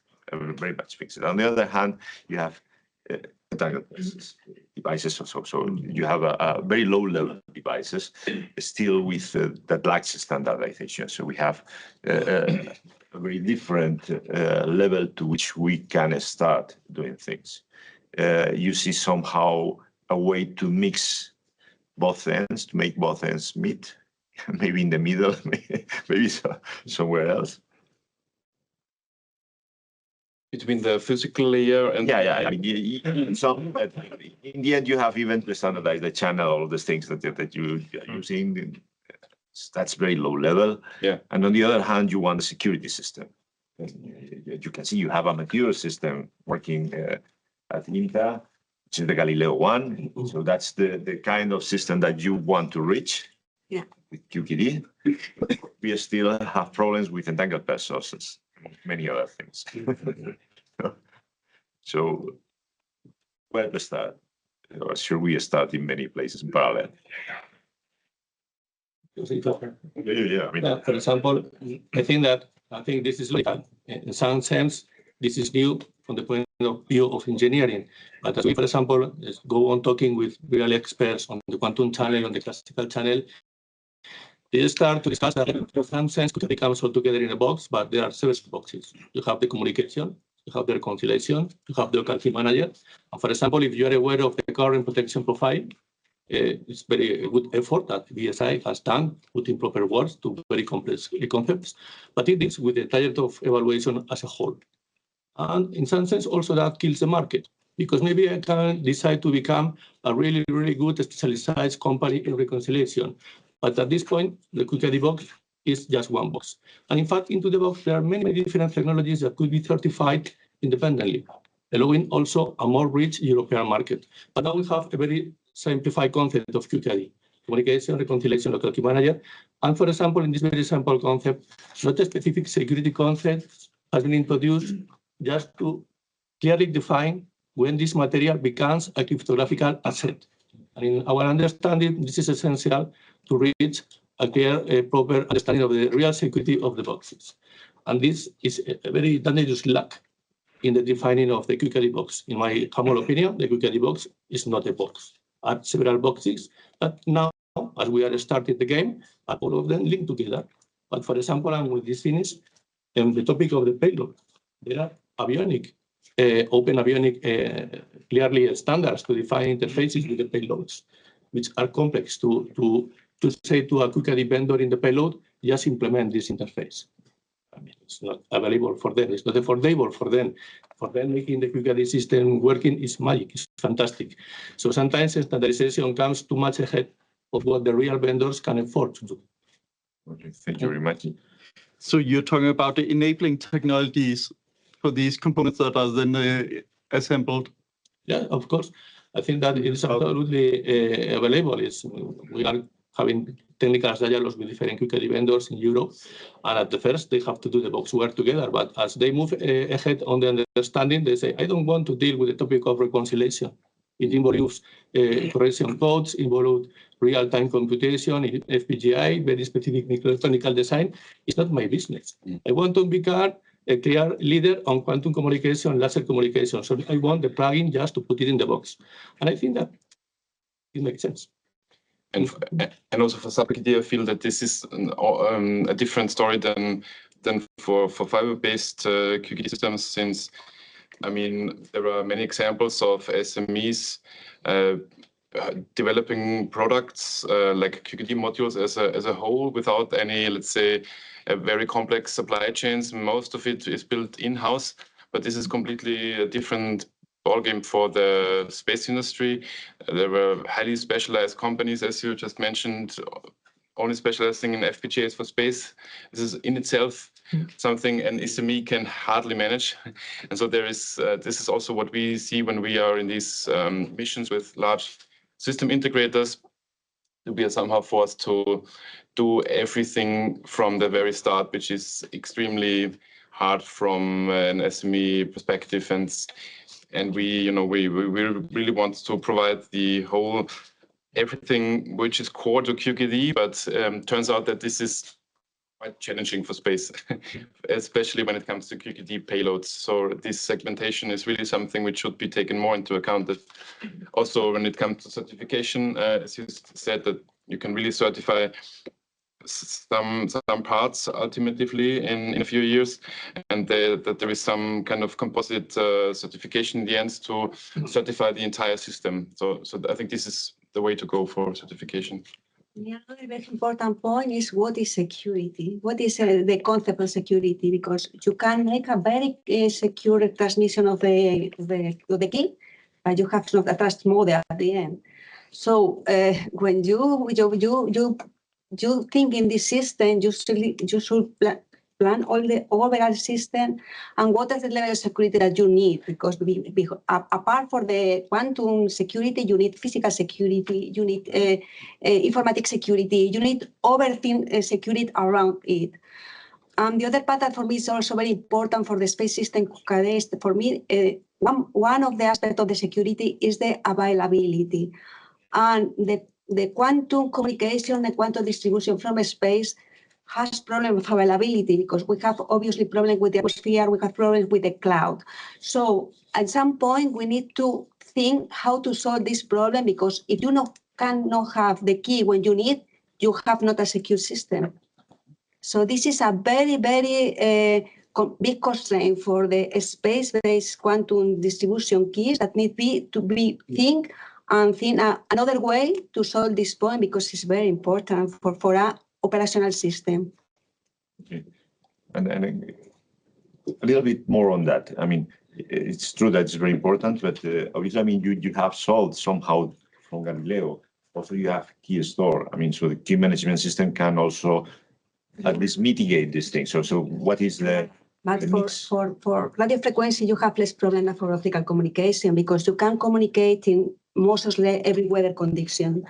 But in optical case, you have a high dependability of the weather and the clouds and so on.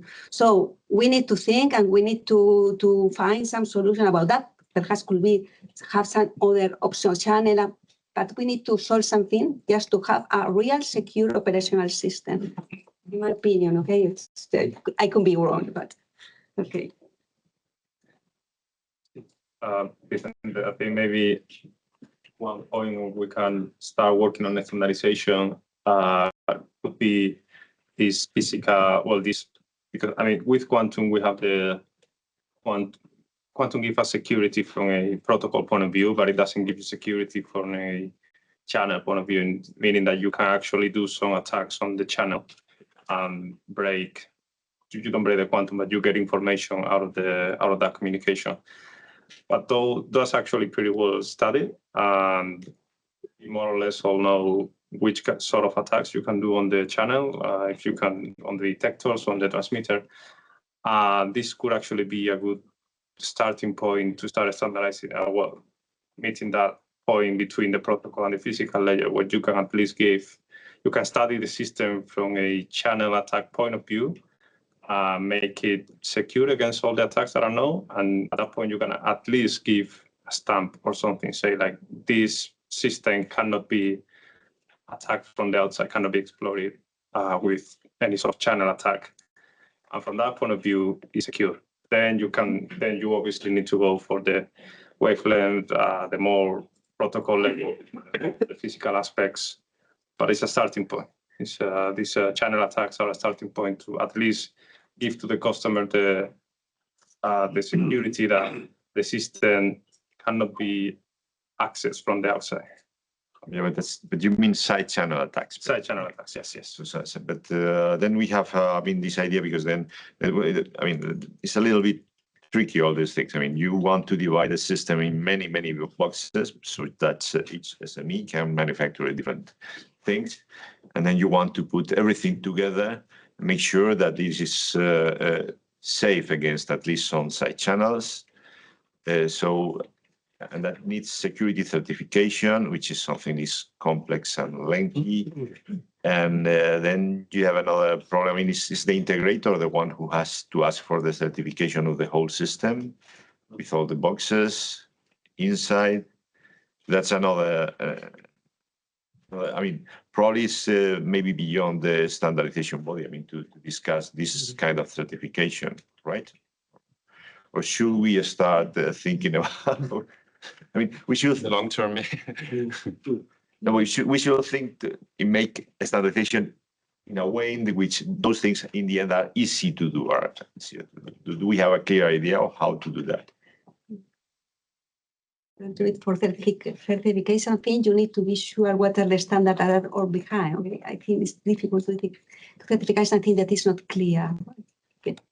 So. Okay, I guess it's a challenge, but again, one thing is certification, other thing is accreditation. Yeah. So they are very different topics in space missions. So on the other hand, as you have said, if you want to sell to the customer has not to be an expert. He is only going to buy security if it's certified, because you cannot move into technical stages or what we are talking here. This is certified, so this is secure. This is a very simplification for the final customer. Accreditation is a different topic. This is a different topic because national security agencies are involved, the very experts are involved, system engineers are involved, and they can decide the system can run on a known in advance security condition. Okay, that's a starting point. And this is for me the proper way in which we can move ahead to start speaking about real standardization, because we need a prototype secure mission running in operational conditions. This is the starting point. When we understand the gaps there, we can move to, okay, it is worth to standardize some part of the mission. Maybe the whole mission cannot be thought to be standardized as a whole. It has to be a path of different, very isolated local components to be standardized. But the topic is complex. Please. Yeah, I think we all agree that there is some work to be done. Yep. So, let me, for some of us, I know the answer, but your organization is involved in that. So I would be interested in learning what are your own priorities, what are the standards bodies that you're contributing to, for instance, JTC3, ETSI, etc. I'm just curious, what is your current focus? And this is just to all of us. Well, I'm the chair, so you know what I'm contributing. I can start, I guess. For us is obviously space-based QKD, and we are contributing now in the working group of GTC 22, and then also Vicente is involved with us in a lot of projects, and from that point of view, our goal is also to start moving into the ETSI channels. I know there are a bit more, you need to go through the Spanish agency and everything, but the UNE for GTC 22 and the ETSIs are the two ones that we have the focus on. We are working also in space-based QKD, in intersatellite links specifically. We work with MazQC here in Spain with Vicente very actively. So, okay, this is more or less our. Okay. Yeah. Yeah. So for us, we are, as I think the only representative from an SMA. It was mentioned before. It's quite hard to get into standardization because it needs resources, and which we don't have usually. So it's quite important for us to have some funding source, which was the case for us, at least for QT Labs with this QuTechSpace project, to get started in this direction. And then also there are other funding instruments from the European Union right now to support SMEs in engaging in standardization. I think this is quite important. At the moment, this is our only work item where we are actively involved in. I think another one we will be involved in, but mainly now on Sentinel like JTC 22. We're working mainly on ARTES programs related with the standardization of the interface with the QKD payload. And we're also working on advanced reconciliation units, including security in specific electronic designs. So for us, how to integrate this into the whole concept of operational mission is important. Also use. Well, I'm funded by the European Commission, so for me, I'm just chairing and contributing to wherever it's useful. And within the LICA project, as I already mentioned, we are working on the entangled photon pair source. So thank you very much for all your contributions. I mean, we are actually on time, but maybe if somebody has a pressing question from the audience, we can take it. QKD is also possible on terrestrial, but the distance is shorter. Can you explain a little bit more on that, please? You can ask me about it later in the break. Yeah. But you mean free space communications, yes, but not with a satellite, but yes. I can give it a go very quickly. Terrestrial by fiber. Yeah, so you can transmit by fiber, which usually for optical comms you consider them quite low loss. But for QKD, for quantum, it's not that the loss is kind of big. It's 0.2 dB per kilometer. That's a lot because you're only transmitting one photon, and you cannot amplify it, or you cannot the same way an attacker cannot copy the information. That also prevents you from amplifying. So you need to look for channels that are less lossy than 0.2 dB per kilometer.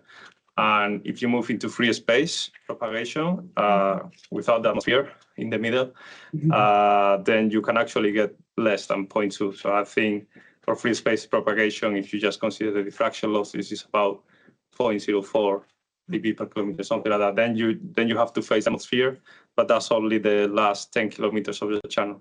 So, and then the satellite orbits as well. So at some point you can communicate with Spain, and some hours later you can communicate with the US, as an example. So that gives you the difference between terrestrial and free space. And there is a fundamental limit in fiber, as you mentioned, because the scaling is exponential. So at some point you are dead. There's no way to go beyond it without any fancy quantum repeaters. And for space, the scaling is like quadratically. It's just with the area of the beam, basically. So there's a whole different scaling with it. Yeah, but then you have fluctuations in the atmosphere that you have to correct. So, Yeah. so there is no free lunch. No free lunch. Thank you very much. And at which stage the research for these quantum repeaters? So from the Academic, I would say. I mean, I don't want to hurt anyone's feelings. I think there are companies trying to commercialize it also. So yeah. I can just tell our experiences from the Leica project. So one of the things that we're doing is an atomic frequency comp based quantum memory. By the way, I just memorized that word.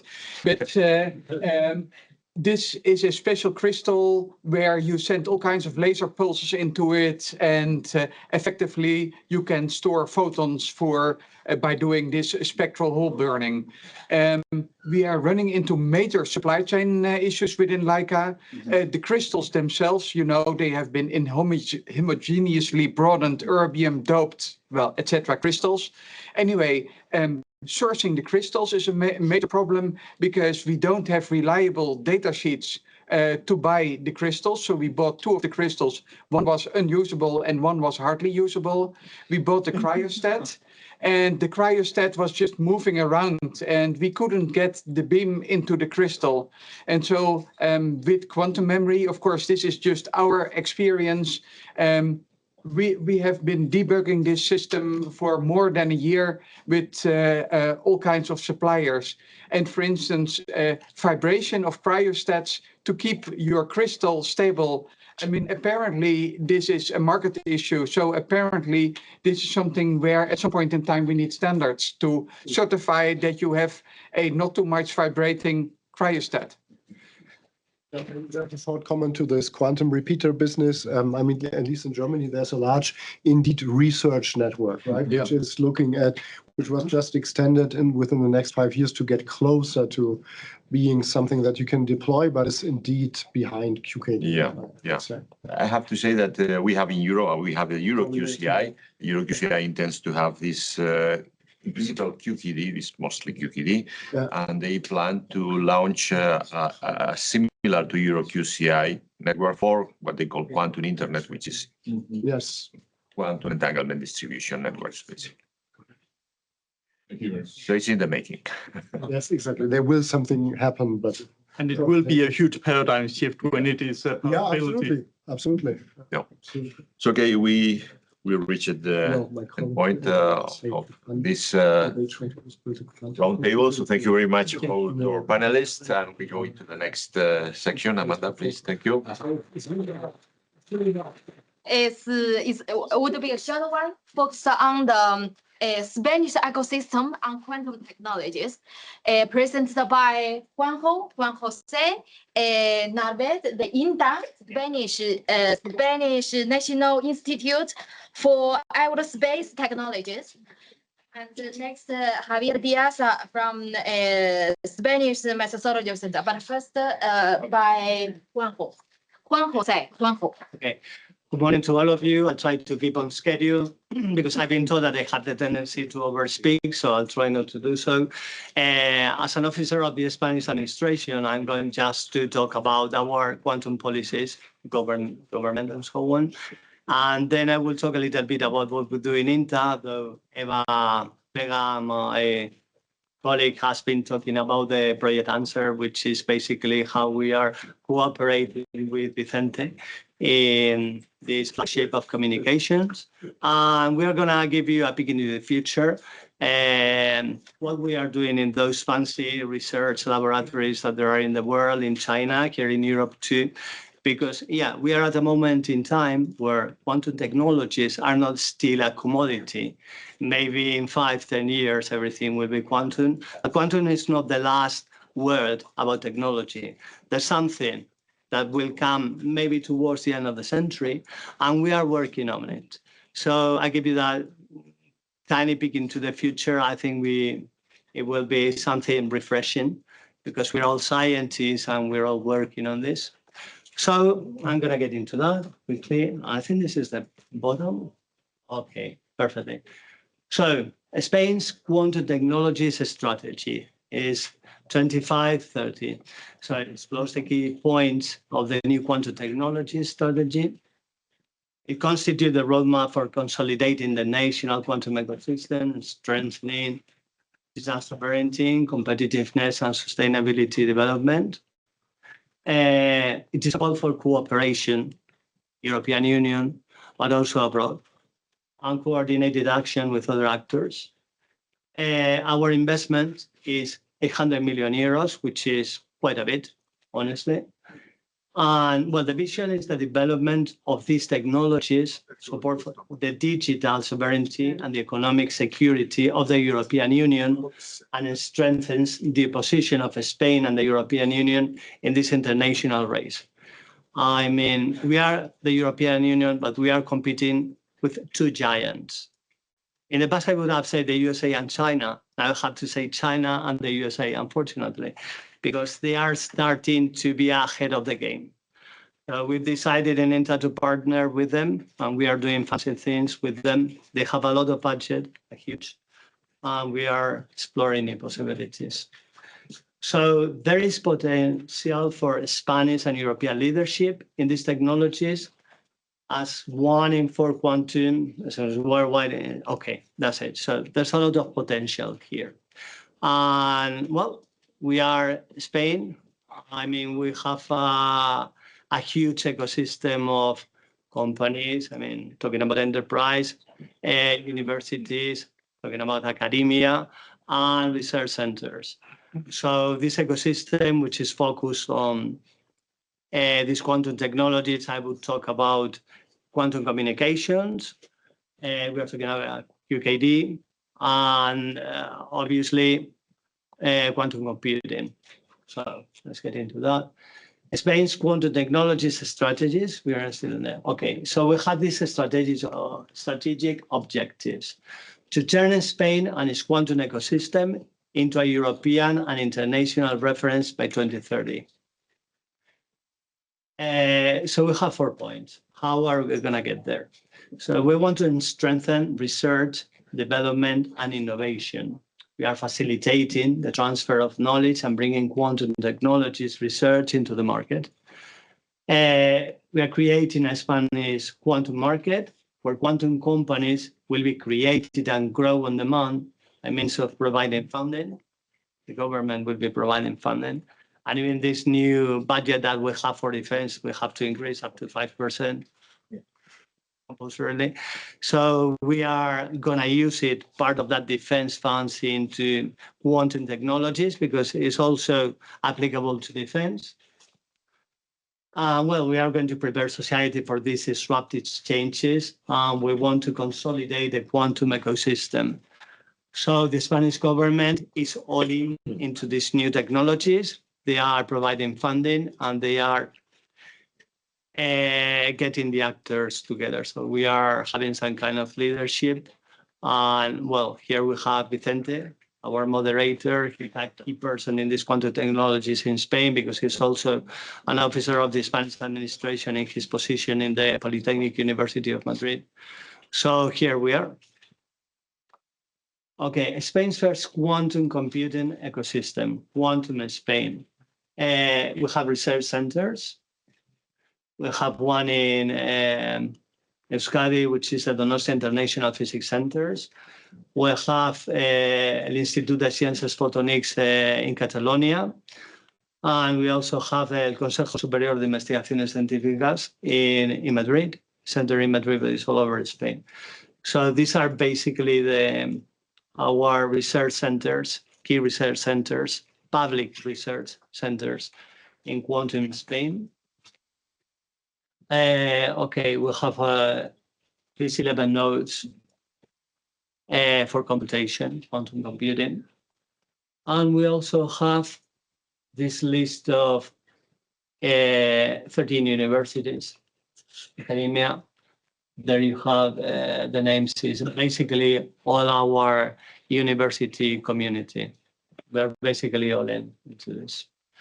And well, in quantum flagship, as Vicente has been sharing with us, we have the Polytechnic University of Madrid, the CCS, whose director is Vicente.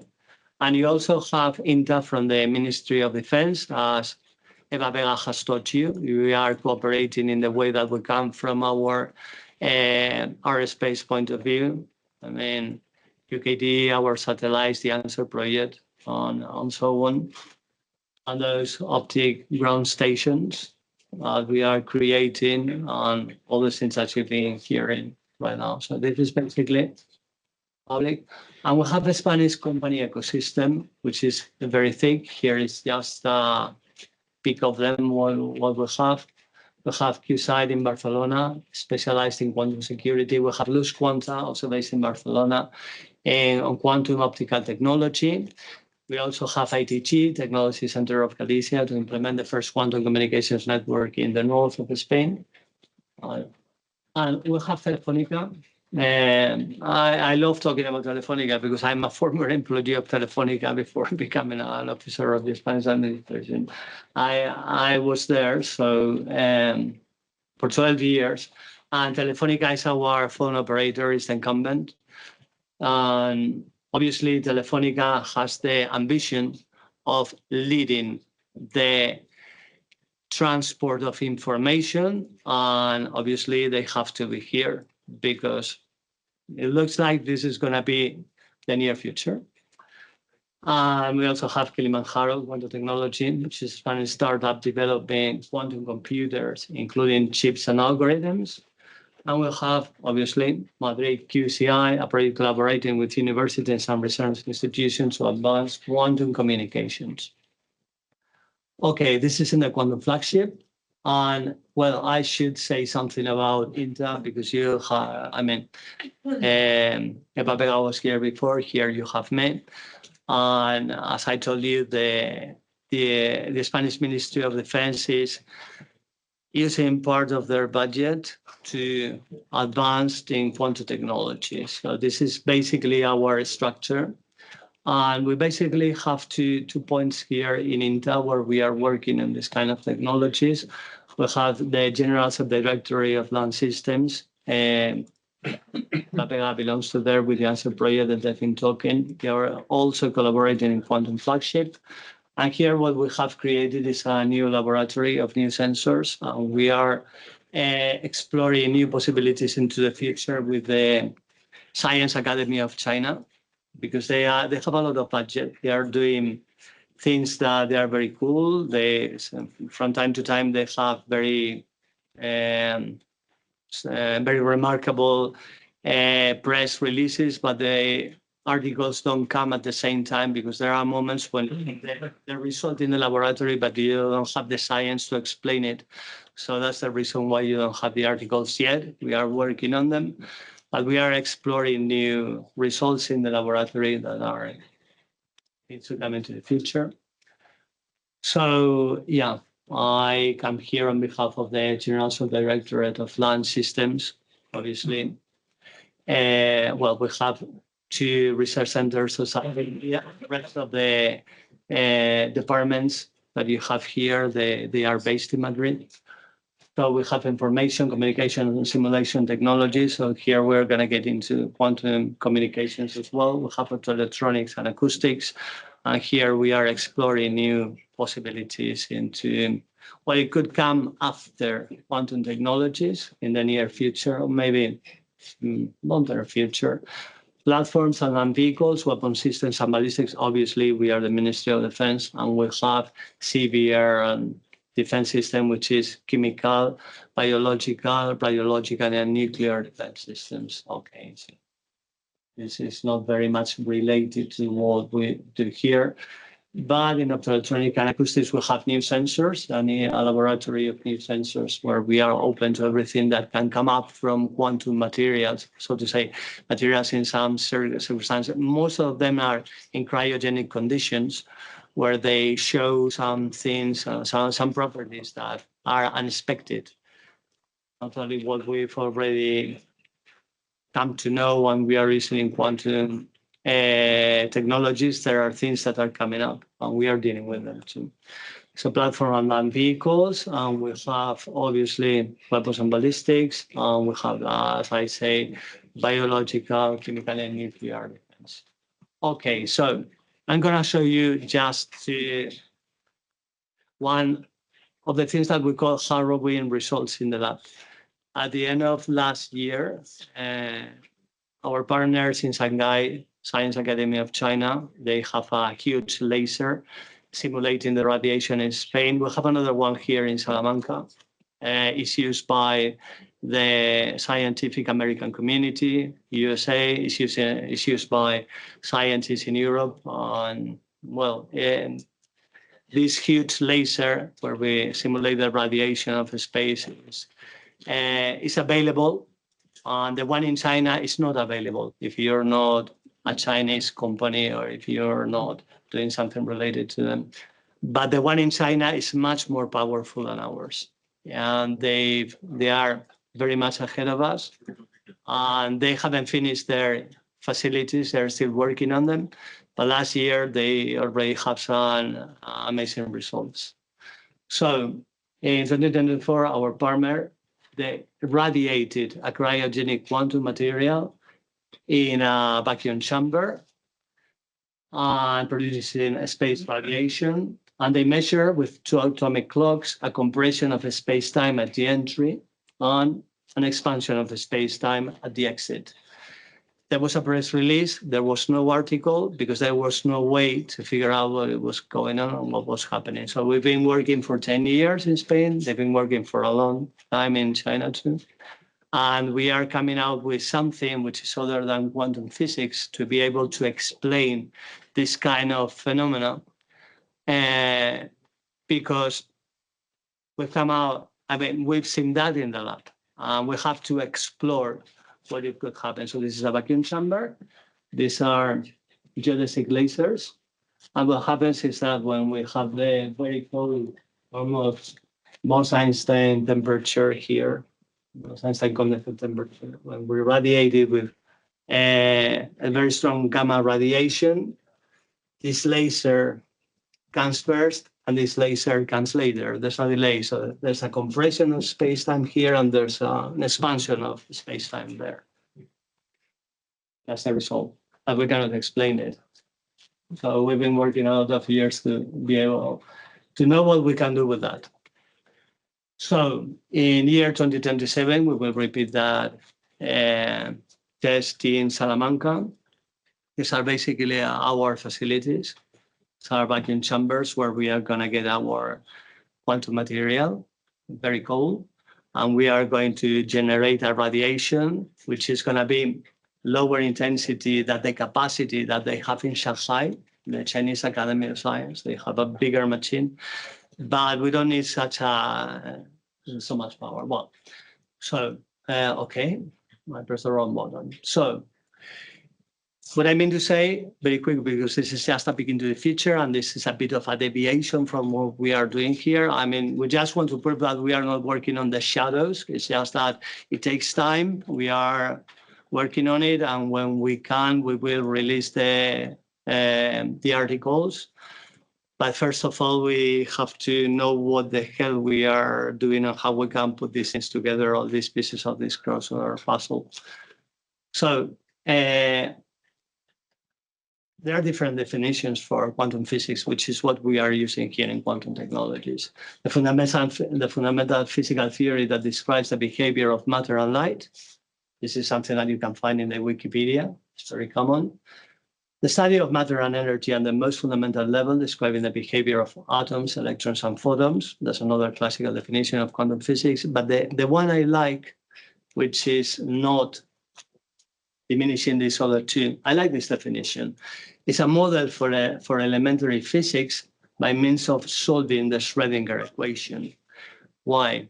Because we are humans, we have a mind, and we can figure out how we can explain things in a different way. And we have mathematics, and mathematics can work in other ways other than what we are doing in physics. So whatever the definition we choose, we can't deny that quantum physics nowadays is flying in circles around the Schrödinger equation and the quantum chromodynamics. This is what we have. This is our quantum technologies. We solve the wave equation. We have different parameters that we have given fancy names, which is spin, flavor, whatever. We have them. It works, but it doesn't work perfectly. There are a lot of holes in the theory. There are a lot of tests in the lab in large hadron colliders that we cannot explain. Out there in cosmology, the Wilkinson probe, we have a lot of measurements, a lot of results that we cannot explain. And we've come to the conclusion that physics is maybe not made for getting any farther, but we are humans and we want to get farther. So what shall we do? This is very quick on. And yet the question arises, is our work able to come up with anything soon, with anything better, with anything new, or are we gonna be stuck here? So our line of research with our partners in the Science Academy of China is we are gonna do something farther than physics. Physics is perfect, we are gonna use it, it's gonna be a piece of our puzzle, but we are gonna put something together. So we are going to start you're not going to touch physics. We are going to destroy this, the best that we have, and we are going to use it. But we need a bigger frame. We need a foundation of reality where we can explain what we cannot explain now. Those results that are outliers, they require some mathematical models that can be integrated in our physics and in what we have today. So we are building new bricks because we know that we can build them, because we've already come up with them maybe by chance. But we have those bricks. We want to make them grow and we want to integrate them. So this is our line of research. We are asking ourselves this question: what happens before we have matter and energy? Quoting Albert Einstein, he said, imagination is more important than knowledge, for knowledge is limited while imagination encompasses the entire world.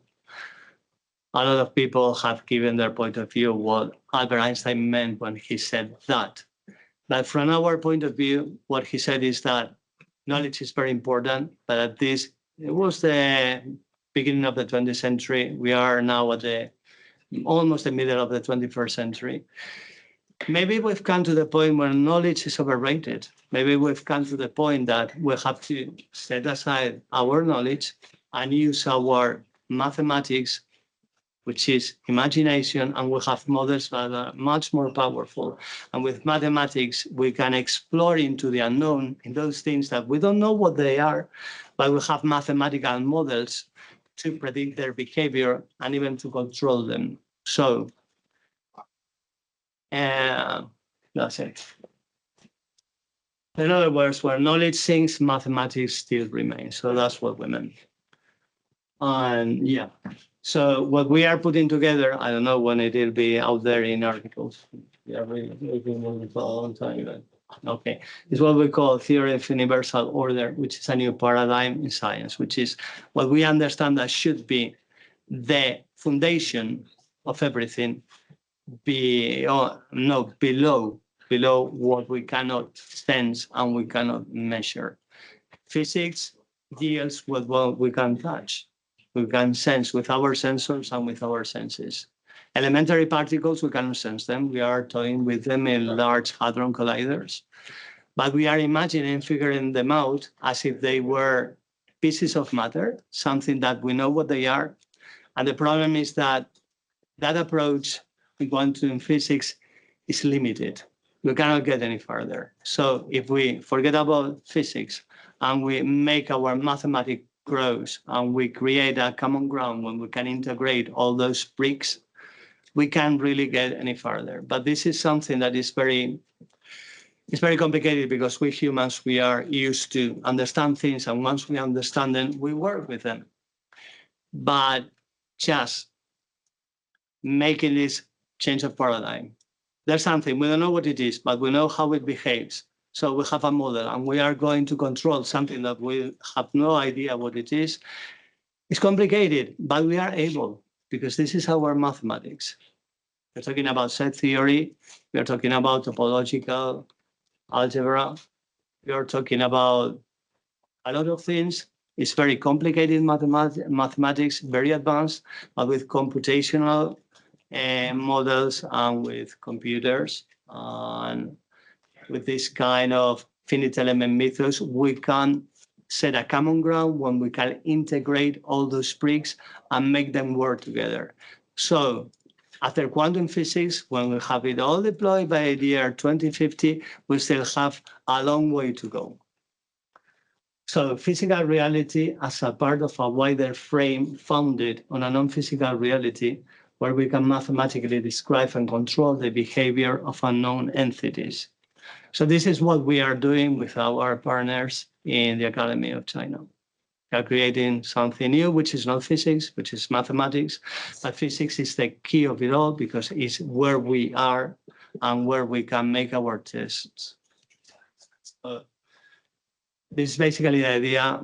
I'm going to show you just a few pictures so that you can figure out what we are doing, but we cannot go any further. This is basically it. So, yeah, this is what I said. Physics fails to explain this phenomenon, because it's not meant to deal with entities which are previous to the existence of any particle, piece of matter or piece of energy. So this thing that we are putting together is an algebra topology construction that can perfectly handle and control anything pertaining to the unknowable foundation of reality, both physical and non-physical. So what we have done, we are going to stop here. I'll show you a few pictures because this is just the idea. We understand that before reality exists, before space and time exist, before matter, before energy exists, there is a domain of non-physical reality full of things that we will never know what they are, infinite, huge, enormous. And as it is enormous, by definition, mathematical definition, we don't know what they are, but we want to get into there and we want to control because we want to go farther. We want to go farther. And those who are in a space exploration, we are not meant to go to Mars. We want to go to the stars. We want to go much farther. And this is the only way that allows us to go farther. So we have put together two topologies, and we have created new entities. We have created new relations between them. And this is where we are now. This is the physical reality composed of measurable elements. And yeah, we have the Hilbert space for quantum physics, what we are using here, basically.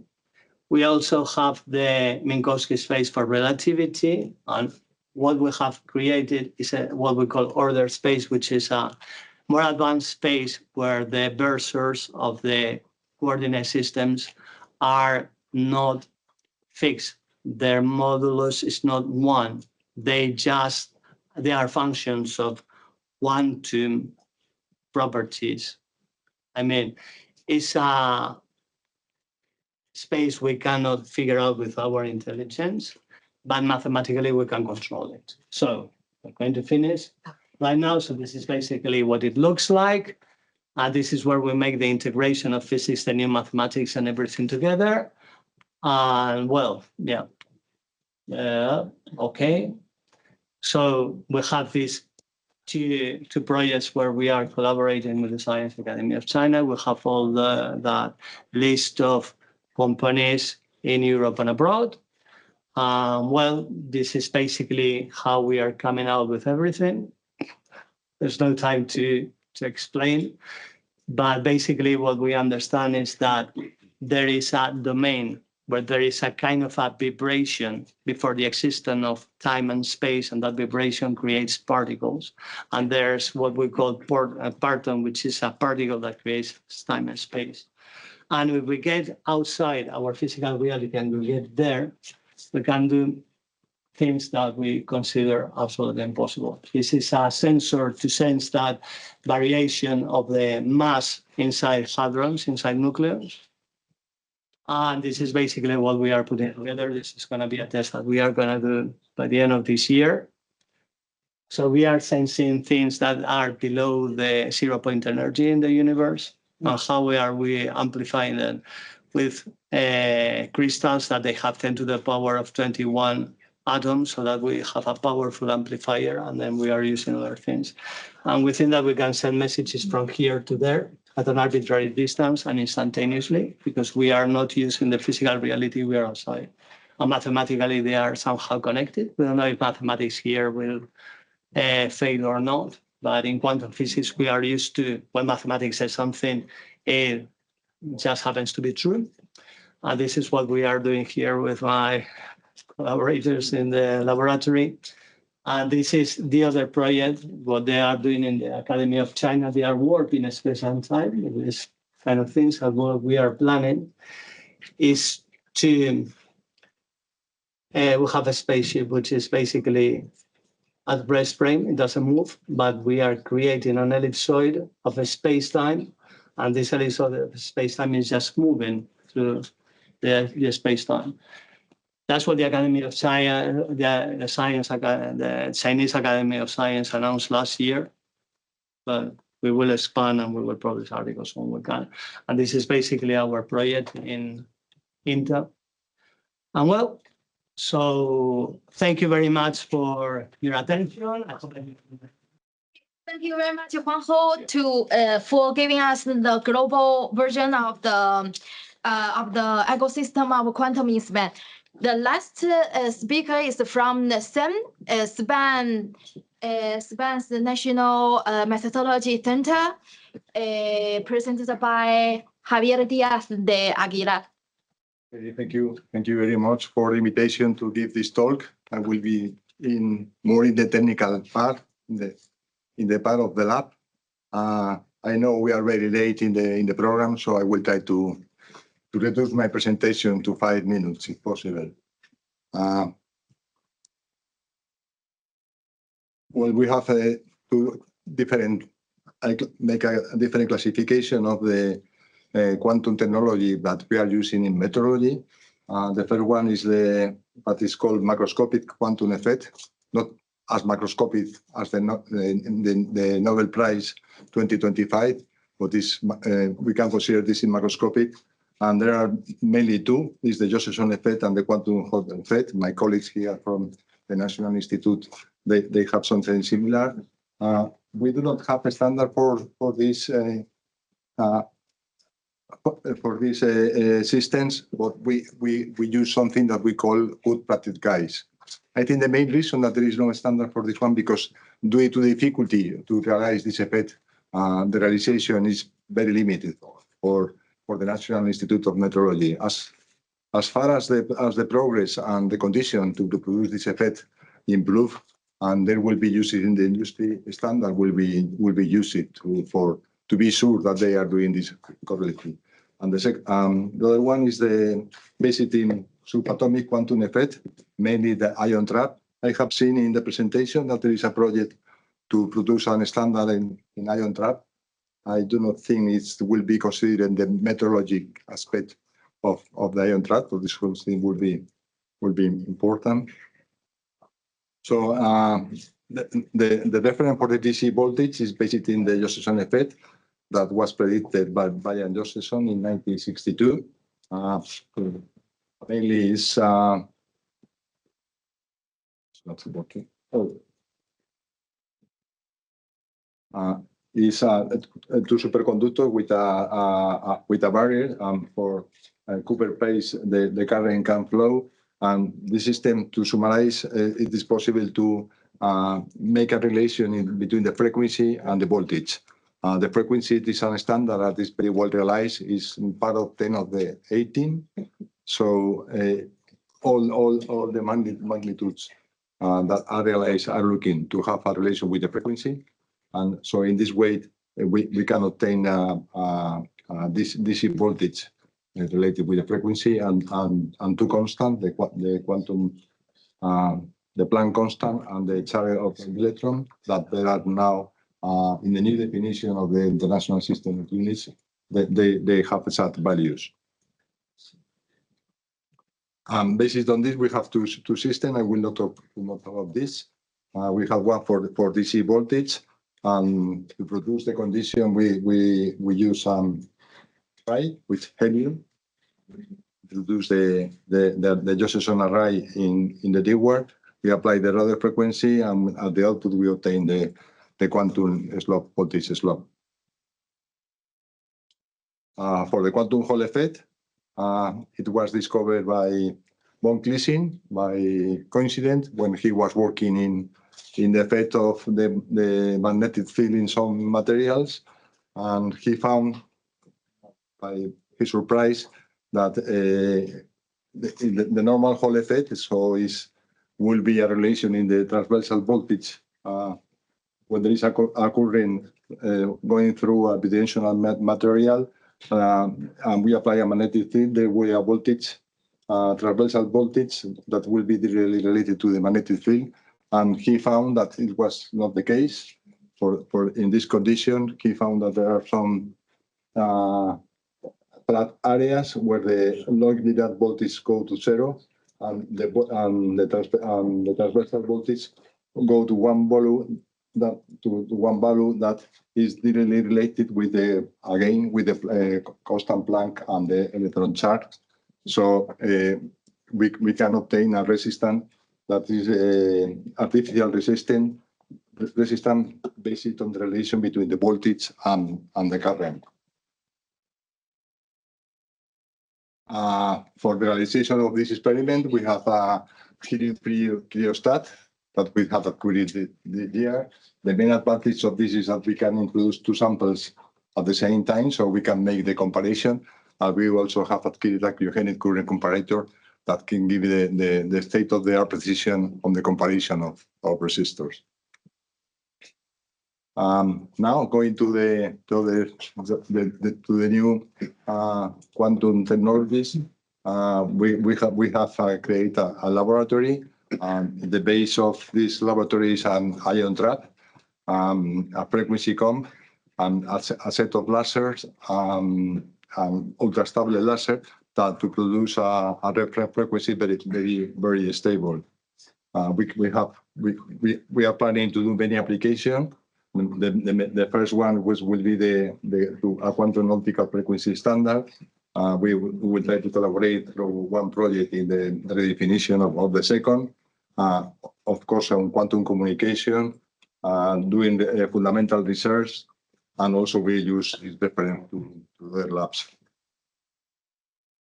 And the other infrastructure that we are collaborating is, again, Vicente is in the floor again. He is leading this project. The idea is to have a quantum communication network in the Madrid community. There are other network in other communities. There are a lot of partners on this one. There are 29 locations, and the main activity of them will be to provide the reference frequency and to be a node of this quantum. And to follow on with this project, we have, in collaboration with other European partners, we have presented a project to European partners in the metrology in the call 2025. And the main idea is to support the quantum communication, the metrology support to the quantum communication. So we are trying to do transferable methods for testing and certification the quantum communication solution. Finally, one of the main objectives of this project is to facilitate the takeoff of the technology and ensuring infrastructure to the calibration chain and also to the standard development organization. If I am not wrong, Vicente is the lead, will be, if the project is approved, Vicente will be the lead of this activity. And that's all. Thank you very much for attention. Okay, thank you so much, because the time is, so I will give you the closing word just in 1 minute. We know that the standardization seems like something super technical, but today we have seen that standardization is just like a quiet engine behind our trust, collaboration, interoperability, and innovation in quantum technologies. And I just want to thank to everyone, every speaker, every participant for your support and contribution to building together this quantum future with us. Thank you and enjoying the conference.